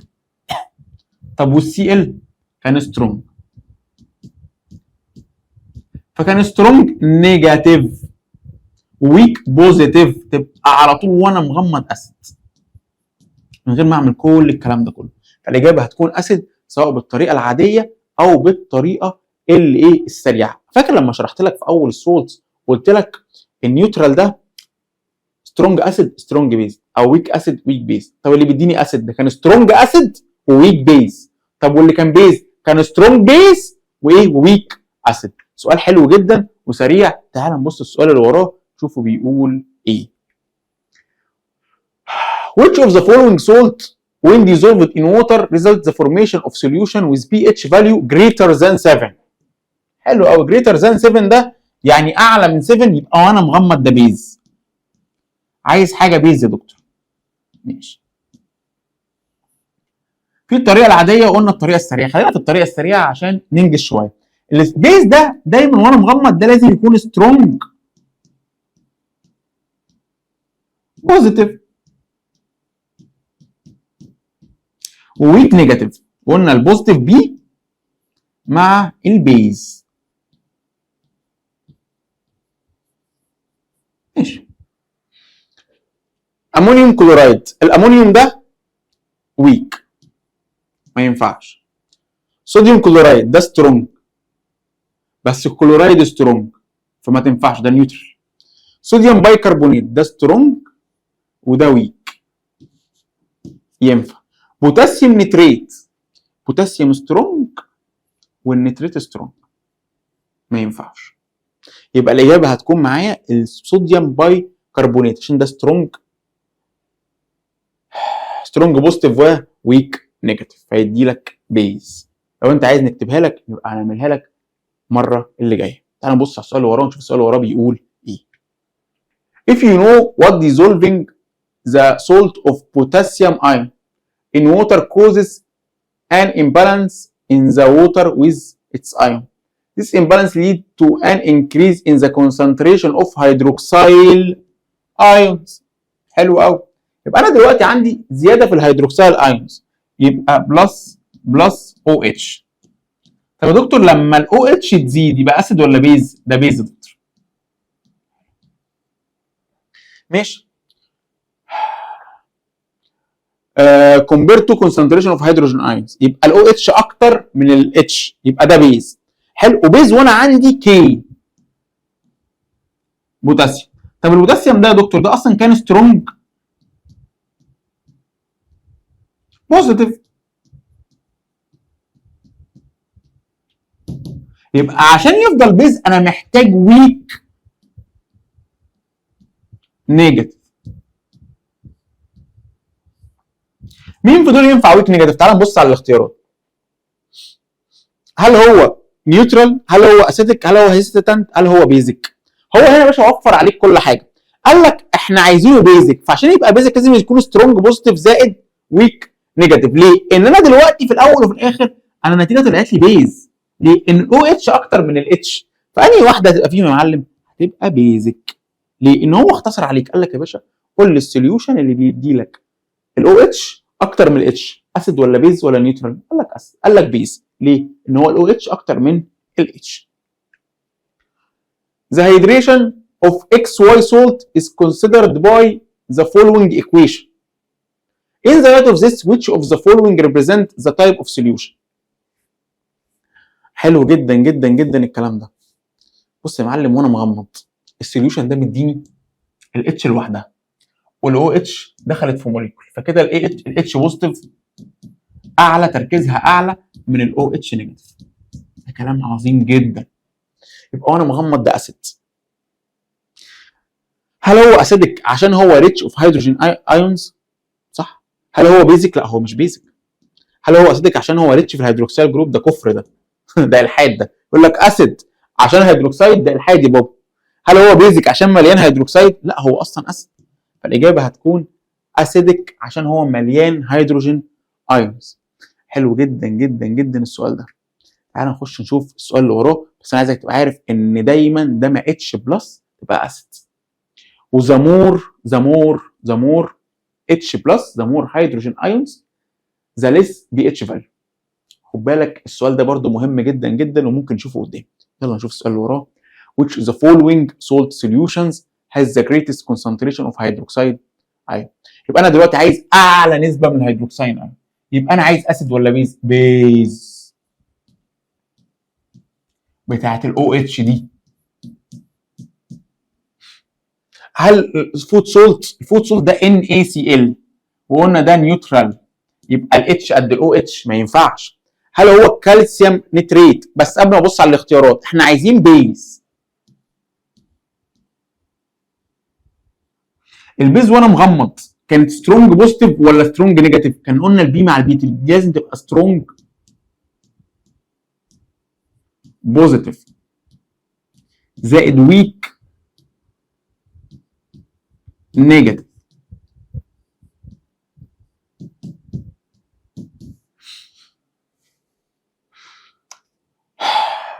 هل هو الكالسيوم نتريت؟ الكالسيوم سترونج والنتريت سترونج، يبقى ده نيوترال. ايرن كلورايد 3 ايرن ويك والكلورايد سترونج، بس ده سترونج نيجاتيف. طب صوديوم كربونيت ده سترونج بوزيتيف زائد ويك نيجاتيف، تبقى الاجابه دي صوديوم كربونيت. تعال نبص على السؤال اللي وراه، شوف السؤال اللي وراه بيقول ايه. خش بقى على السؤال رقم 41 ونشوف السؤال رقم 41 بيقول ايه. The corresponding figure shows the pH range for 3 different aqueous salts. Study and then conclude which of the following represent a type of aqueous solution X, Y, Z. عندك هنا سكيل موجود من 0 لحد 14. السكيل الزد هنا موجودة في النص، فهي واخدة الرقم 7، و7 دي بتكون حاجة اسمها نيوترال. يبقى احنا كده واحنا مغمضين زد تساوي نيوترال. بعد كده عندك واي دي واقعه بين 7 و14، يبقى غالبا هي بيزك او الكلي. ومن 0 ل 7 ده اكس، فبيكون اسيد. تعال نبص على الاختيارات ونبدا ان 7 از نيوترال ونشوف مين فيهم ينفع. عندك A 7 از نيوترال، B 7 از اسيدك غلط، C 7 از بيزك غلط، ودي 7 از نيوترال. هتبقى يا اما A يا اما D. تعال نبص، تعال نشوف اكس بتقول ايه. اكس بتقول انها هي اسيدك. هل اكس في ايه اسيدك؟ لا دي بيزك، فدي هتبقى غلط، فالاجابه هتكون دي. طب تعالى كده نتاكد ونبص على واي بتقول ايه. واي عندنا هنا بيزك وواي هناك بيزك. تعال نبص على السؤال اللي وراه ونشوف السؤال اللي وراه بيقول ايه. The pH value of distilled water is equal to due to. بص يا معلم، الديستلد ووتر ده بيكون اصلا ما فيهوش ولا اي ايونز ولا فيه اي شوائب موجوده، فبتكون في الديستلد ووتر بتكون ال H2O يا اما H زائد OH. حلو، يعني H بتساوي ال OH. تعالى بقى نبص على الاختيارات. هل هي 4.5؟ لا، هي مش 4.5، هي بما انها نيوترال ومتعادله معنى كده ان هي هتكون 7. هل هي 4.5؟ لا. هل هي 8.5؟ لا. هل هي 7 او 7؟ because it's devoid of most ions، ما فيهاش ولا ايونز ولا فيها اي شوائب. و8 ما تنفعش عشان هي 7. ماشي يا دكتور، تعال نبص على السؤال اللي وراه. The pH value in distilled water is equal to the pH value of a solution. حلو يا معلم، distilled water دي نيوترال، يعني البي اتش بتاعتها ب 7. حلو، عايزك تكتب لي بس ان هي هنا نيوترال. حلو، هو هنا هيتكلم في solution of salt، فالنيوترال بتاعت solution of salt حاجه من اتنين، يا اما كانت سترونج، كانت جايه من سترونج اسيد زائد سترونج بيز،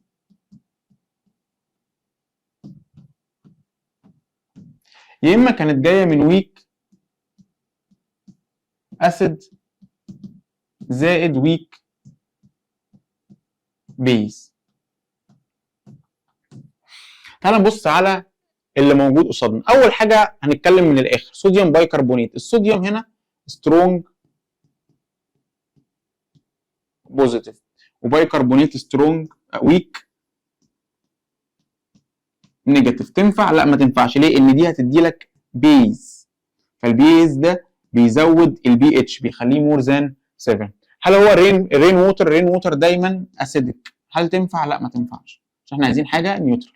طب امونيوم كلورايد. الامونيوم كلورايد دي بتكون الامونيوم هنا ويك بوزيتيف، والكلورايد عندنا هنا سترونج نيجاتيف، فتبقى اسيد برضو، يعني بي دي اسيد. طب الفود سولت ده كان NaCl متكون من سترونج بوزيتيف وسترونج نيجاتيف، فهتكون نيوترال، فالاجابه هتكون A. حلو جدا السؤال ده، وخلينا نعدي عليهم كلهم. تعال نبص على السؤال اللي وراه ونشوفه بيقول ايه. Which of the following salt when dissolved in water cause a decrease in the pH value of the water. decrease ال pH value معناها ان ال H ions هتزيد، يعني انا بتكلم على حاجه هنا اسيدك يا دكتور. ماشي، تعال نشوف مين في دول هيدينا اسيدك. هل الامونيوم كلورايد؟ هل الصوديوم بايكربونات؟ هل الصوديوم كلورايد؟ هل البوتاسيوم؟ البوتاسيوم ده كان سترونج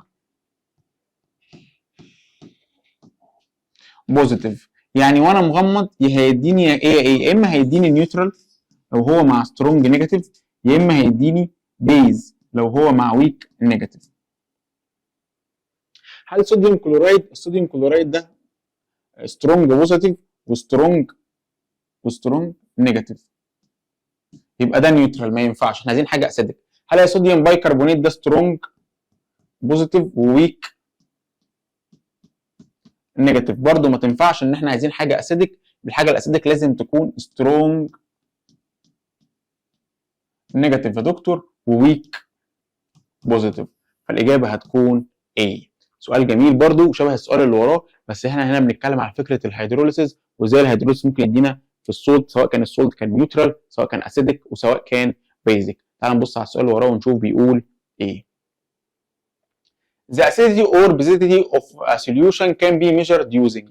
الاسيديتي والبيزيتي بتتقاس بحاجه اسمها الميجر السكيل بتاع البي اتش. لو البي اتش ادى اسيد عالي تبقى الاسيد عالي، تبقى البي اتش فاليو قليله. طب لو ادى او اتش عاليه تبقى البي اتش عاليه.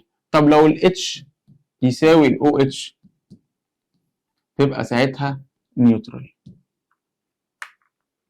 تبقى الاجابه عندنا بي اتش سكيل. Which of the following represent the pH value of groundwater found in western desert of Egypt. انت هنا بتتكلم في جراوند ووتر، الجراوند ووتر احنا قلنا ساعتها كانت اكوردنج هي نازله فين. الجراوند ووتر يا اما نيوترال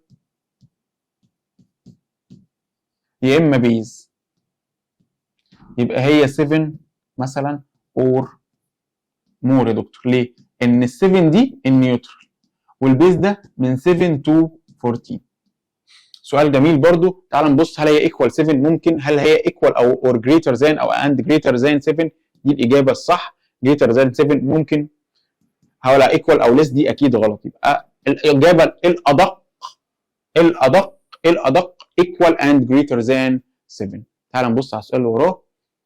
Which is the following represent an examination of a result of some rainwater sample. rainwater sample. حلو. الرين ووتر ده كان acidic،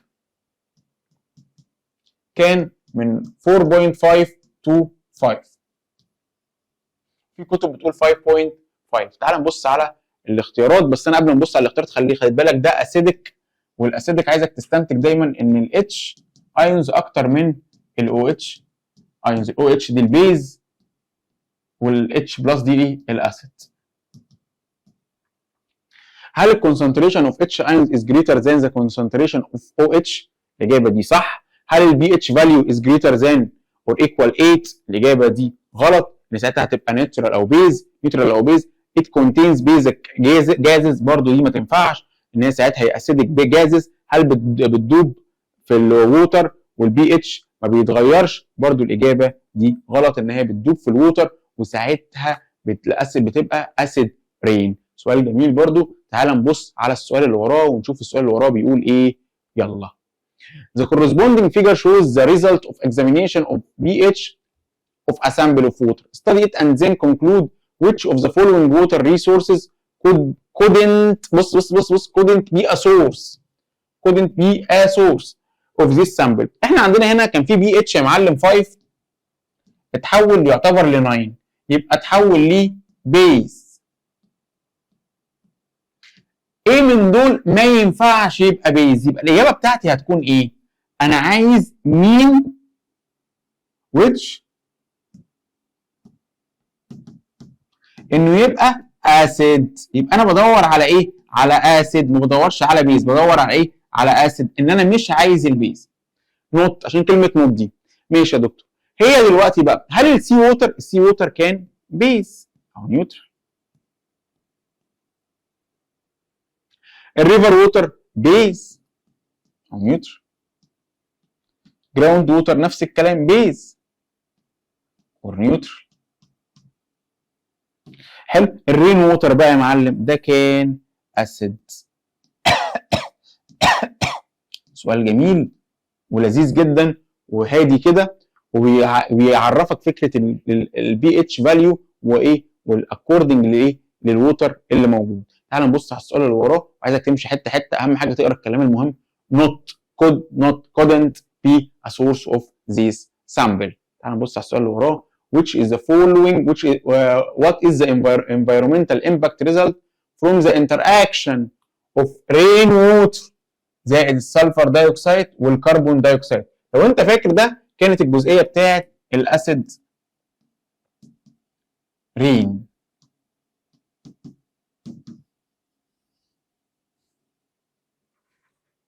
حلو. والاسيد رين دي كانت البي اتش بتاعتها 4.5 تو زي ما قلت لك 5، وفي كتب بتقول 5.5.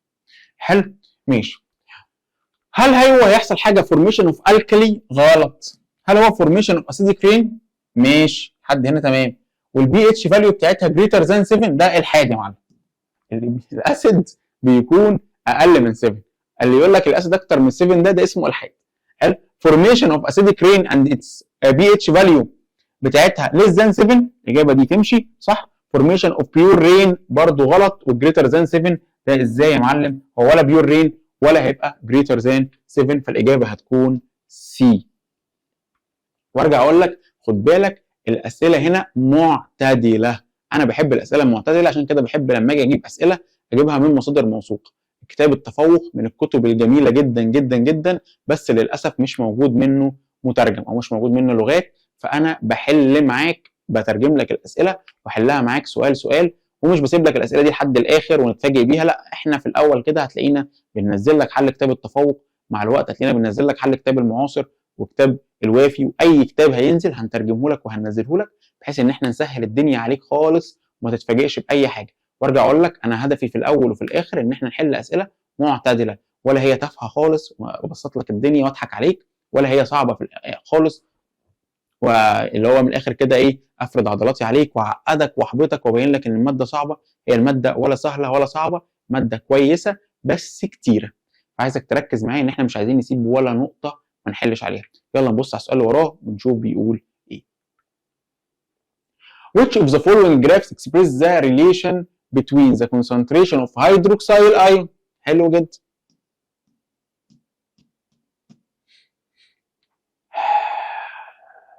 والبي اتش. حلو جدا. والبي اتش بتاع المحلول، البي اتش فاليو اللي هو ده.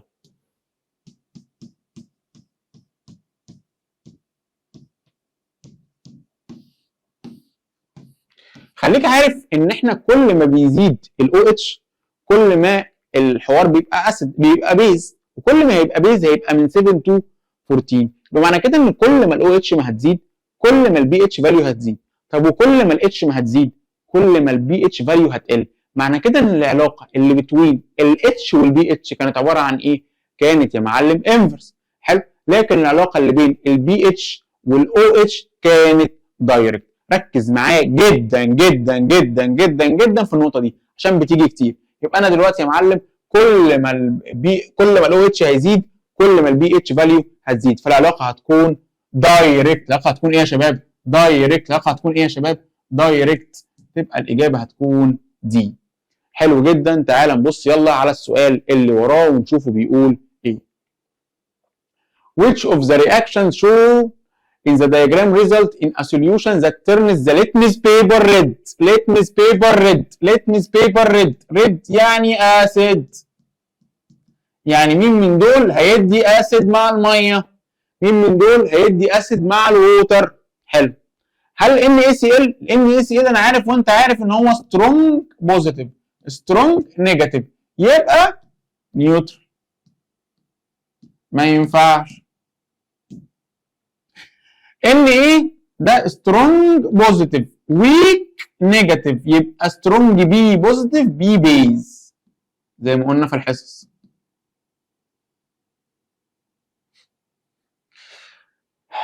H2O مع CO2 ده الاسيديك رين، يبقى ده اسيد.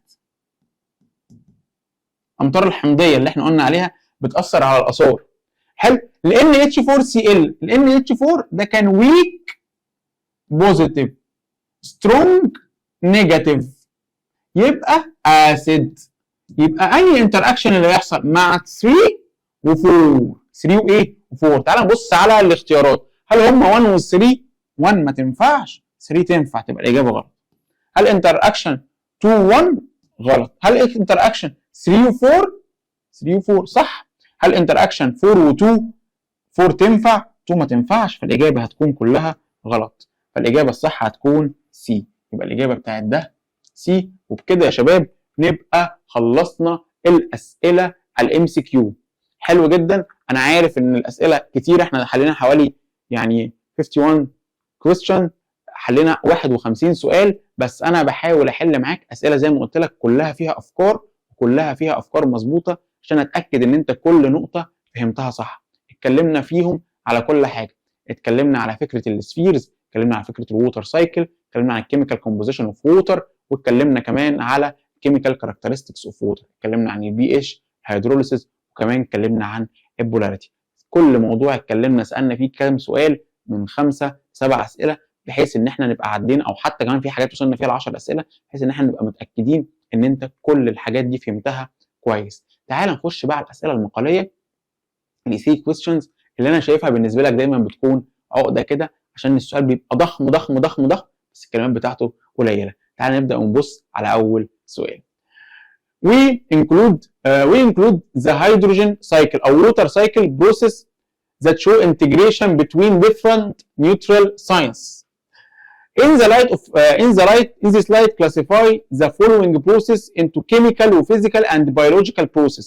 يعني احنا مسكنا البروسيس بتاعت الووتر سايكل، ايفابوريشن، كوندنسيشن، وبريسيبيتيشنز، وكولكشن، ومسكنا فكره ان الايفابوريشن ده عامل ازاي، وفكره الاسيديك رين بتتكون ازاي، فاهم؟ مسكنا كل حاجه، مسكنا ان الفيبر بيتكون من الايفابوريشن بتاع الووتر فورم، والترانسبيريشن والريسبيريشن بتاع الهيومن او الليفنج اورجانيزم، ومسكنا كل واحد فيهم وعايزين نفصفصهم كده، مين فيهم ينفع فيهم تبع الكائنات الحيه فنقول بيولوجي، ومين تبع الانتر اكشنز والكيميكال رياكشنز فنقول ان دي كيمستري، ومين اللي بتحول من ستيت لستيت فنتكلم عنها انها فيزيكس. تعال نبص على كل واحده فيهم ونقول لك اول حاجه ووتر فيبر، ووتر فيبر كوندنسيشن، دي علاقه ستيتس ببعضها، يبقى احنا دي حاجه اسمها فيزيكال. حاجه اسمها ايه؟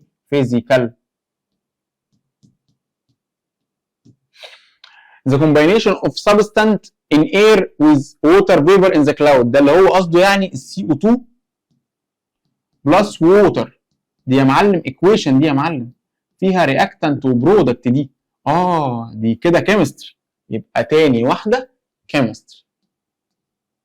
تالت واحده transpiration and pyration. الترانسبيريشن ده كان حاصل في حاجه اسمها البلانت، والريسبيريشن حصل في الليفنج اورجانيزم كلهم، يبقى احنا هنا بنتكلم على حاجه ليها علاقه بالحياه، يبقى احنا هنا بنتكلم على البيولوجي، فدي بيولوجيكال بروسيس. سؤال جميل، ورابط فكره العلوم نفسها، الساينس نفسه، بفكره الووتر سايكل. تعال نبص على السؤال اللي وراه، مع ان السؤال ده جميل، تعال نعيده تاني. ووتر ايفابوريشن، ووتر فيبر كوندنسيشن، دي كانت من ستيت لستيت فتبقى فيزيكال، ده الكومباينيشن اوف سبستانس ان ذا اير وذ ووتر فيبر، ده CO2 زائد H2O ادالك COH2CO3، فده كانت كيميكال، وفي الاخر البلانت بيحصل له ترانسبيريشن والليفنج اورجانيزم بيعملوا ريسبيريشن، فكان ده هيومن او كائنات حيه ليفنج اورجانيزم فسميناها بيولوجي. Water is composed of two elements X and Y where the electronegativity of element X more than Y. بس هو هنا مش مكمل البتاع، يعني احنا عندنا X more electronegativity than Y، يبقى وده كان عندنا H2O. مين اللي كانت الالكترونيجاتيفيتي بتاعته اعلى؟ كانت الاكسجين، يبقى اكس بيساوي الاكسجين، والاتش هو الواي.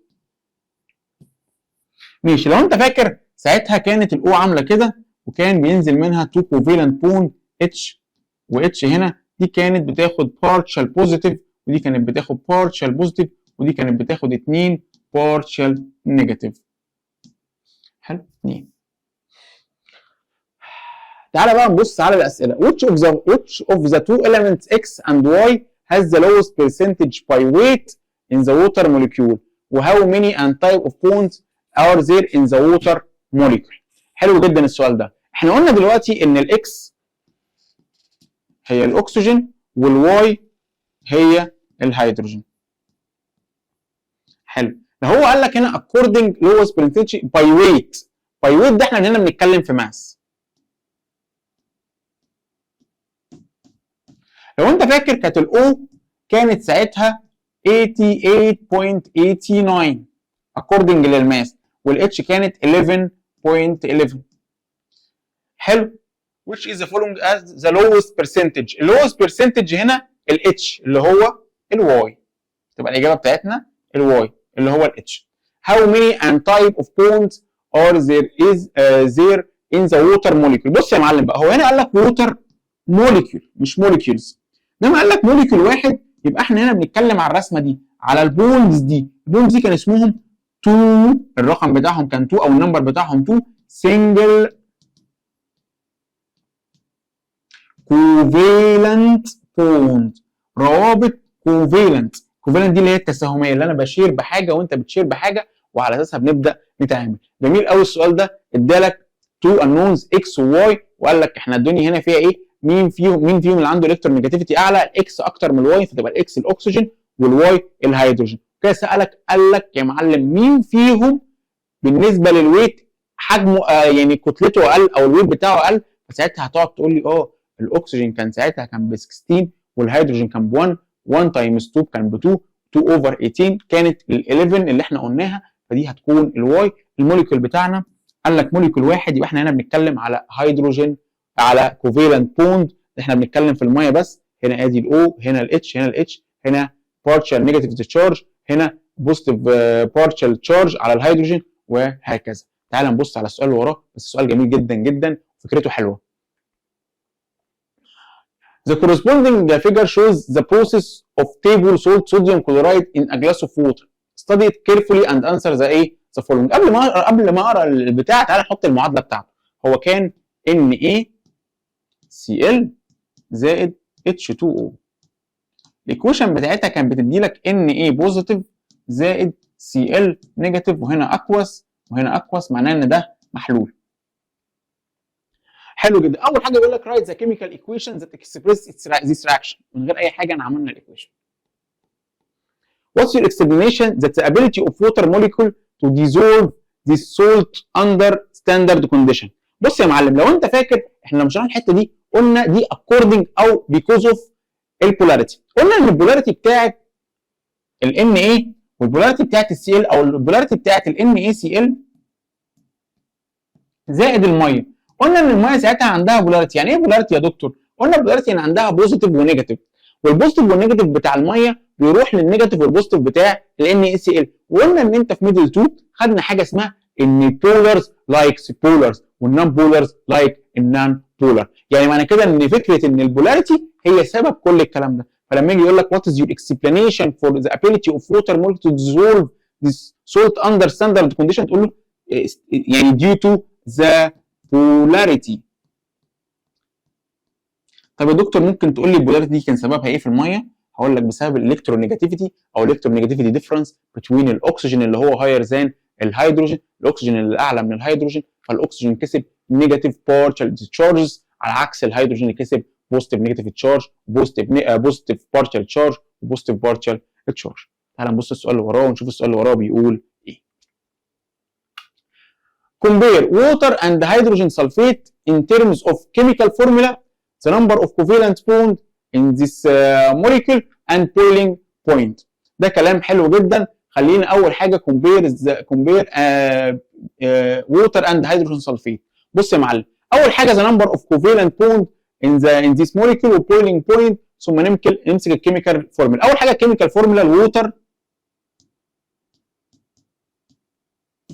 حلو والاتش 2 بس.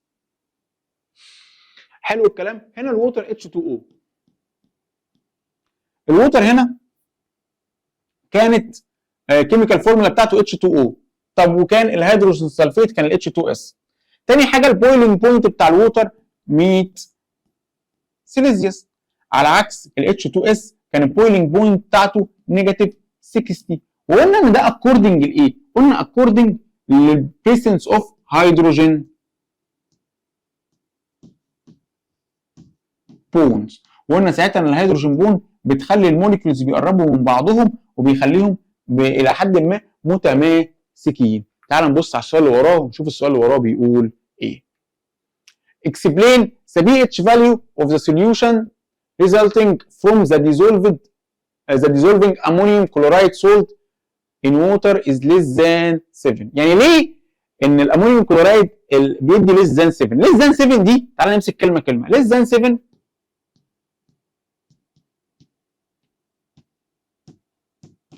يعني اسيد. يعني انا عايز افسر هو ليه السوليوشن ده اسيد. قال لك عندنا طريقتين نفسر بيهم، او انا حليت لك بطريقتين. الطريقه اللي هي كلمه كلمه والطريقه اللي هي في السريع. تعالى بس نشرح الكلمه كلمه الاول. قال لك يا معلم احنا عندنا امونيوم كلورايد اللي هو NH4 Cl، قال لك زائد H2O. تعالى نعمل لها هيدروليسيس ونشوف هتقول ايه.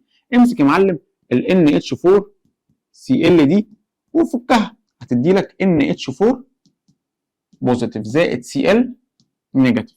بعد كده مسكنا ال H2O وفصصناها ال H بلس زائد OH نيجاتيف.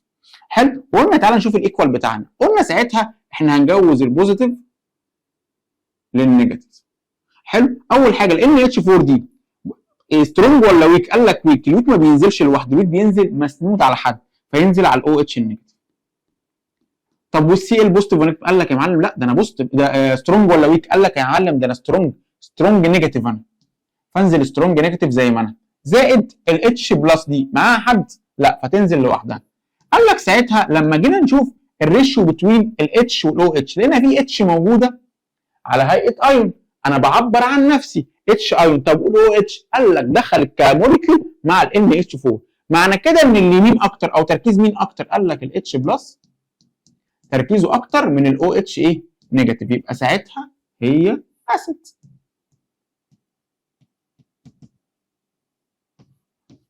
طب الطريقه السريعه بقى يا معلم، تعالى نمسك ال NH4 على اللي احنا عارفينه NH4Cl، قلنا هتاخد كده الاثنين ايه نصين. ال NH4 ده سترونج ولا ويك؟ قال لك ويك بوزيتيف، ودي سترونج نيجاتيف. قال لك لما تلاقي سترونج نيجاتيف تبقى اسيد مع ويك بوزيتيف طبعا. تبقى دي الطريقه السريعه، ودي الطريقه اللي بايه بكل التفصيل. لما يجي لك اكسبلين قول ساعتها ان احنا نكتب كده، تقول ان تركيز الاتش اكتر من تركيز الايه الاو اتش. تعال نشوف السؤال اللي وراه، ونشوف السؤال اللي وراه بيقول ايه. In a lab experiment the pH of several salt solution was measured and the result were as following. A 5.5 وده 7 وده 5 وده قصدي 8.9. Which is the following above salt contains the highest concentration of hydrogen ions. ده معناه اعلى رقم من الهيدروجين، معناه كده انا بتكلم على اسيد. وده انا بتكلم على اسيد يبقى انا بتكلم من 0 to 7. ماشي، مين في دول من 0 to 7؟ عندك 5.5 اللي هو A، يعني نمبر 1 اجابتها هتكون A. In which solution of the above salt is a concentration of hydrogen equal to concentration of hydroxide. ده معناه ان ال H بيساوي ال OH.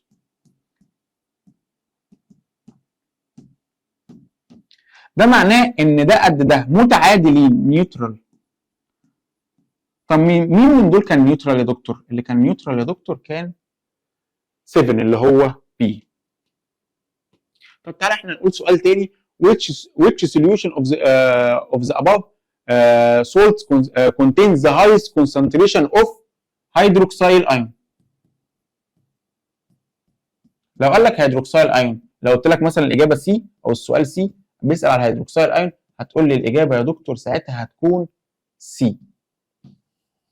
يعني ايه الكلام ده؟ لو الهيدروكسيل ايون تركيزها اعلى حاجه هتكون الاجابه اللي هي هتكون بيزك. تعال نبص على السؤال اللي وراه ونشوف السؤال اللي وراه بيقول ايه. تعالوا بقى نخش على السؤال رقم 52 ونشوف السؤال رقم 52 بيقول ايه. يلا بينا. If you know that the hydration of salt A to B leads to the combination of ion B with water ions, then the cations A don't combine with water ions. In light of this, classify salt solution A to B in terms of acidity and basicity and the relative pH value of this solution. يعني انا دلوقتي محتاج احدد هو اذا كان هو اصلا اسيد ولا بيز، وبعد كده لو اسيد اشوفه البي اتش بتاعته من كام لكام، ولو بيز البي اتش بتاعته من كام لكام. بس قبل ما نحط اي قلم عايزك تبقى عارف ان الاسيد بيكون من 7 ل 0 او اقل من 7 ل 0، على عكس البيز اللي بيكون اكتر من 7 ل 0. حلو جدا. بعد كده عايزك تبقى عارف ان النيوترال برضو بيكون نيوترال، ال7 بيكون نيوترال. تعال نبص على السؤال ده ونشوف هو الكلام ده بيقول لك ايه. بيقول لك ان كاتيون A حلو دونت كومباين ويز ووتر ايون. معنى كده ان الكاتيون ده اللي هو البوزيتيف، اللي هو الكاتيون دونت كومباين، يبقى ده دكتور كده ده سترونج ولا ويك؟ ده معناه ان انا عندي سترونج بوزيتيف.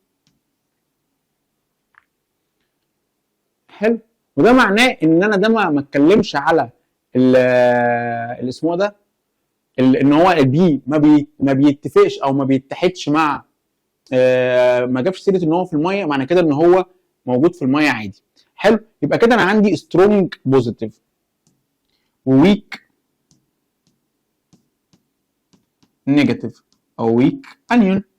حلو. سترونج بي بوزيتيف، لو انت فاكر قلنا بي بوزيتيف معناها بيز. وبيز معناها more than 7.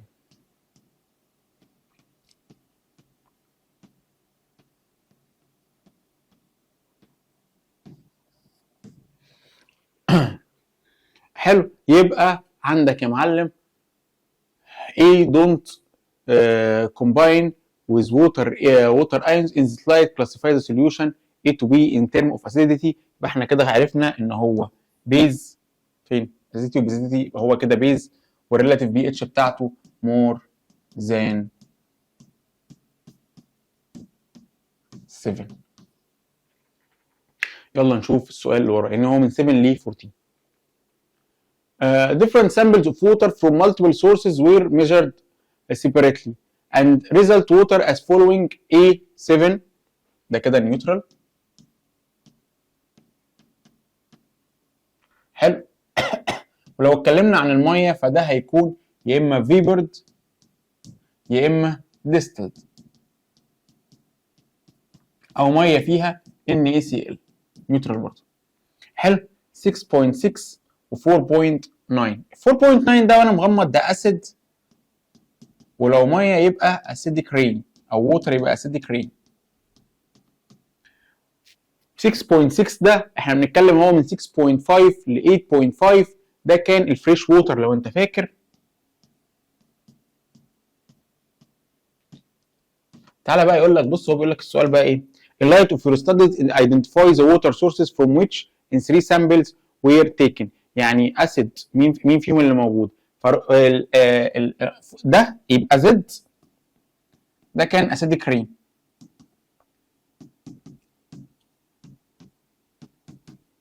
وقلنا اكس ده كان نيوترال اللي هو كان فيبرد اور ديستلد او سوليوشن جواه سولت نيوترال. حلو جدا. ثم الواي ده كان الفريش اللي هو كان من الريفرز مثلا او الليكس الايه الفريش ليكس اللي هي البحيرات الايه العذبه. تعال نبص على السؤال رقم 60 بيقول ايه؟ the corresponding figure shows two different compounds X and Y each of the following on chemical formula H2X. يعني ده H2X وده H2X. identify them and then answer. ده يا معلم درجه الغليان بتاعته 100. ده ووتر ده H2O. ليه ووتر؟ ليه H2O بيوصل لحد 100 سيليزيوس؟ علشان وانا مغمض حاجه اسمها الهيدروجين بوند. ولو انت فاكر واحنا بنشرح الهيدروجين بوند قلنا انها جت بسبب حاجه اسمها البولاريتي. حاجه اسمها ايه يا شباب؟ البولاريتي. حاجه اسمها ايه يا شباب؟ البولاريتي. حلو. ومركب صاد غليانه نيجاتيف 61 اللي هو ال H2S. ده يا دكتور ده زي ما هو ما قال H2 و H2 مره S ومره O اللي هو H2X. write the chemical formula of corresponding Y. Y ده اللي هو صاد اللي هو ال H2S.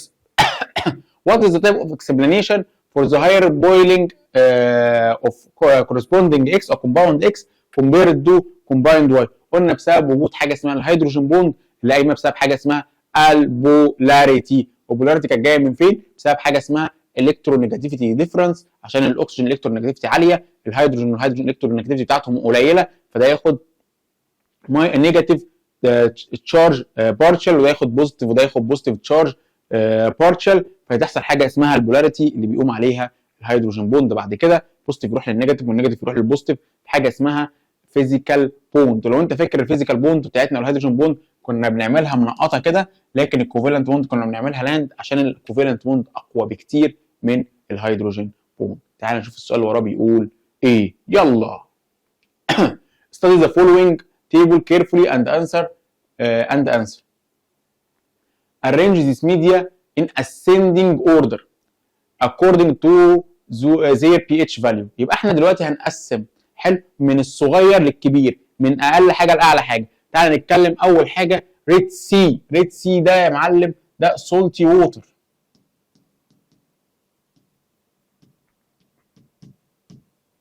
حلو. ده كان من 7.5 ل 8.4.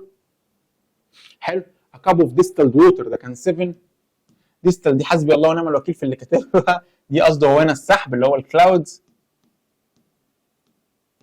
حلو، والكلاود دي بتكون اسيدك يعني 4.5 لحد 5، وكاب اوف containing ground water دي كانت من 7 to more. حلو، according للايه للمكان اللي نزلت فيه. فاقل حاجه وانا مغمض الكلاودز اللي هي سي. حلو، ثم بعد كده ال7 اللي هو الديستلد ووتر،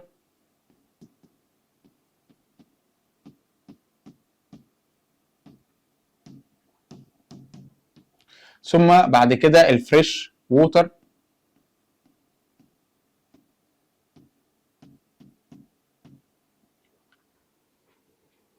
او الجراوند ووتر. خلينا في الجراوند ووتر اللي هي من 7 تو مور، اللي هي دي بعد كده بي، ثم دي، ثم ايه في الاخر اللي هو containing red sea اللي هي salty water.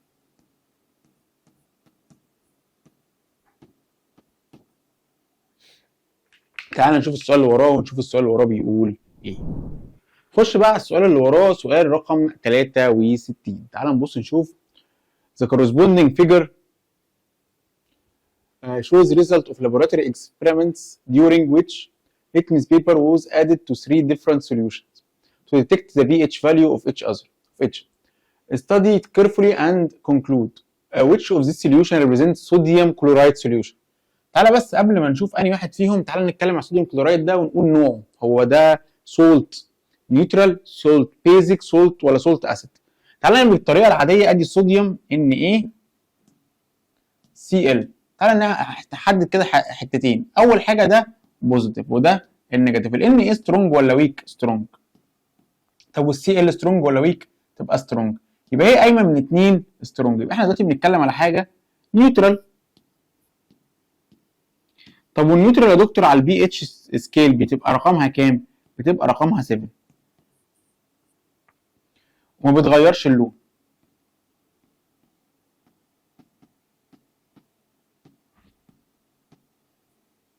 ذا كلر.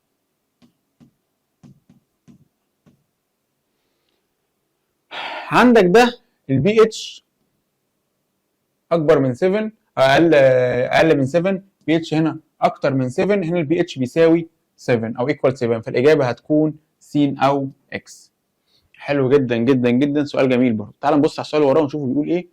compare between Red Sea water and Nile River water in terms of pH. بص يا معلم، الريد سي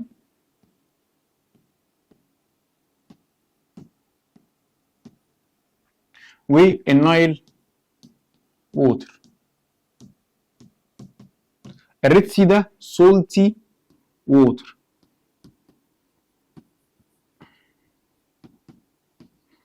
حلو. النايل سي ده فريش ووتر. البي اتش بتاع الفريش ووتر 6.5 to 8.5، لكن السولتي ووتر كان 7.5 to 8.4 او 8.5. تعال نبص على السؤال اللي وراه ونشوف السؤال اللي وراه بيقول ايه. Water exists in nature in 3 different states, solid, liquid وgas, as shown in the corresponding figure. In light of this, determine state in which the interspace distance are as small as possible. Then mention the name of shell in which this state exists. بص يا معلم، احنا دلوقتي هنا بيتكلم على فكره المسافات اللي موجوده. هنا المسافات اللي موجوده عاليه، واحنا قلنا ساعتها ان الجو لما بيكون حر قوي قوي قوي قوي والتمبريتشر بتبقى عاليه، السبيسز بتبعد عن بعضها. ابعد عني ابعد عني. على عكس لما بيكون الجو برد، احنا قلنا احنا بنتدفى ببعض، فالسبيسز بتكون قليله خالص. وده بيكون في شكل الايه؟ السوليد. والسبيس لما لما بيكون عادي بتبقى ايه الحاله ساعتها؟ الحاله الغازيه العاديه. حلو جدا. فانا عايز اوصل لك بقى ان احنا هنا بنتكلم على الحاله السوليد. الحاله السوليد دي كانت موجوده في سفير او شيلد اسمه الكرايو سفير،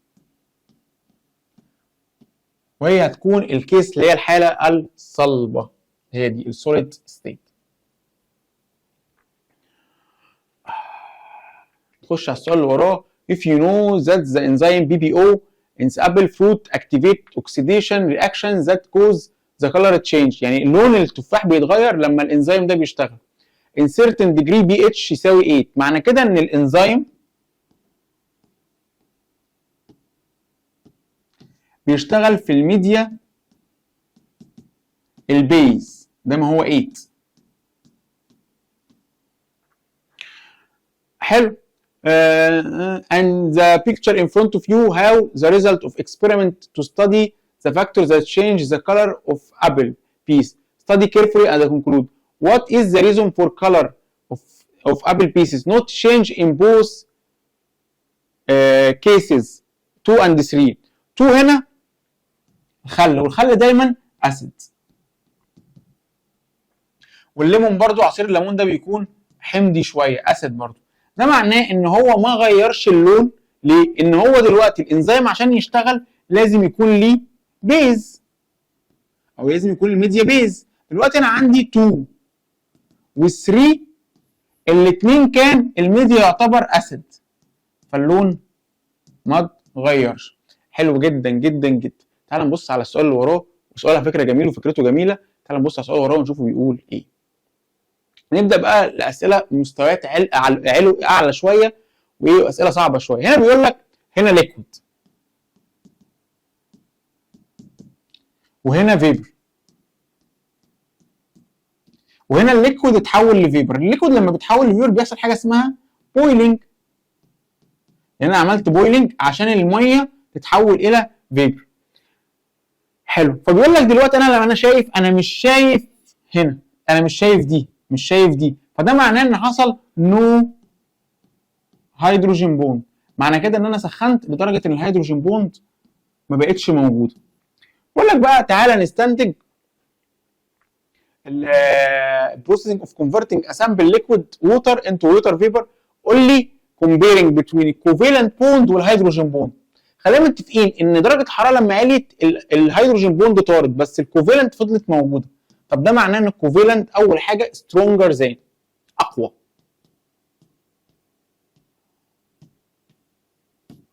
تعال ندور في الاختيارات على سترونجر زين دي. هل الكوفالنت بوند شورتر وسترونجر؟ في سترونجر، استنى نبص عليها. The covalent bond is longer and weaker، دي غلط. الهيدروجين بوند is longer and stronger، لا هو مش سترونجر. هل الهيدروجين بوند is shorter and weaker؟ برضو الإجابة دي غلط. فالإجابة الصح هتكون إن الكوفالنت بوند بص أقصر عشان إحنا جوه الموليكيول واحد، وساعتها هتكون سترونجر علشان هي ما بتتفككش بالحرارة اللي هي 100 بس. فتعالى نبص على السؤال اللي وراه. نخش على السؤال رقم 69 ونشوف السؤال رقم 69 بيقول ايه. The central atom in the molecule holds and the angle between the bonds of the water molecule makes the molecule completely. بص يا معلم، احنا هنا بنتكلم على التشارجز اللي في السنترال اتوم، اللي هي من الاخر الاكسجين، وبنتكلم على شكل الانجل اللي بتوين البونز. تعالى بس نرسم الرسمه عشان نرتاح. احنا كان عندنا الاكسجين عامل كده، كان كده الهيدروجين وكده الهيدروجين. الاكسجين كان اعلى في الالكترونيجاتيفيتي لو انت فاكر، فكان بياخد نيجاتيف بارشال ديسشارج، على عكس الهيدروجين اللي كان بياخد بوزيتيف بارشال ديسشارج. النيجاتيف بارشال ديسشارج دي ساعتها كانت احنا قلنا بارشال، فالسنترال كده واخده 2 بارشال تشارجز نيجاتيف. طب ونوع الانجل، بص الانجل هنا لايند ولا كيرفد؟ لا كيرفد، ان هي مش كده، لا هي كده. حتى الانجل ساعتها كان 104.5، فساعتها هنقول انها 2 بارشال نيجاتيف تشارج تمشي في اول واحده، وتاني واحده 2 بارشال انجلر او 2 بارشال نيجاتيف تشارج، ونوع البتاع انجلر يعني ايه؟ زاوي. تبقى الاجابه هتكون بي.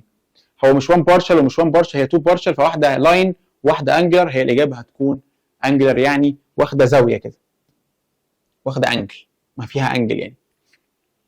تعال نبص على السؤال اللي وراه. صوديوم كلورايد salt dissolved in water by dissociation into hydrogen ions while ethyl chloride dissolved in water without dissociation by forming hydrogen bond between water molecules and alcohol molecules. In light of this can you conclude what can we conclude؟ ان الووتر dissolved ionic and non-polar. لا، الووتر بولر والبولر لايكس بولر والنون بولر لايكس النون بولر.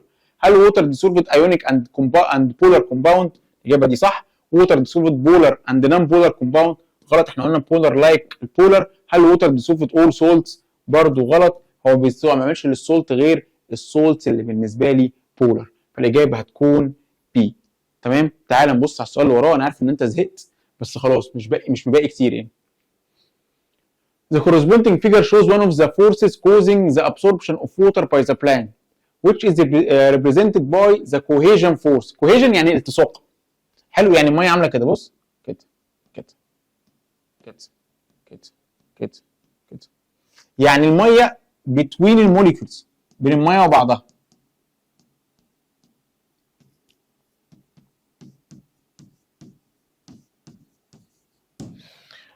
حلو. through xylem vessels, roots, stem and leaves. Study 12 and conclude. What type of chemical bonds that responsible for existence of this force؟ الفورس دي كانت جايه بسبب ان الميه ملتصقه في بعضها كده. ايه اللي بيخلي الميه ماسكه في بعضها؟ كانت حاجه اسمها الهيدروجين بوند، فالاجابه هتكون B. Which of the following graphs express the relation between concentration of H and هيدروكسيل اللي هو ال OH؟ لو انت فاكر ان احنا قلنا كل ما ال H ما بيزيد كل ما ال OH بيزيد، ولما انا جيت شرحت لك في الحصه قلت لك ان تركيز ال H بلس زائد تركيز ال OH بلس نيجاتيف كان بيساوي 14، فلما ده هيزيد ده هيقل، ولما ده هيقل ده هيزيد ده قصاده هيقل، فالعلاقه هتكون انفرس، العلاقه هتكون سي. كل ما ده ما هيزيد كل ما ده هيقل. تعال نبص على السؤال اللي وراه، تقريبا ده خلاص احنا بنفنش. classify the following salt solution according to their acidic and basic properties. احنا خلاص المفروض بقينا شطار وبقينا بنحل بالطريقه السريعه. تعال نشوف الطريقه السريعه دي بتقول ايه. البوتاسيوم عندنا ده سترونج بوزيتيف، طب والنيتريت سترونج نيجاتيف. سترونج وسترونج يبقى نيوترال.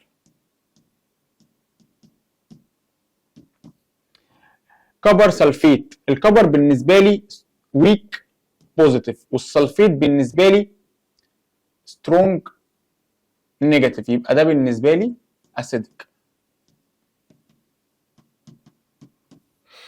صوديوم فوسفيت، الصوديوم بالنسبه لي سترونج بوزيتيف والفوسفيت بالنسبه لي ويك نيجاتيف، يبقى ساعتها 3 هتبقى بيز.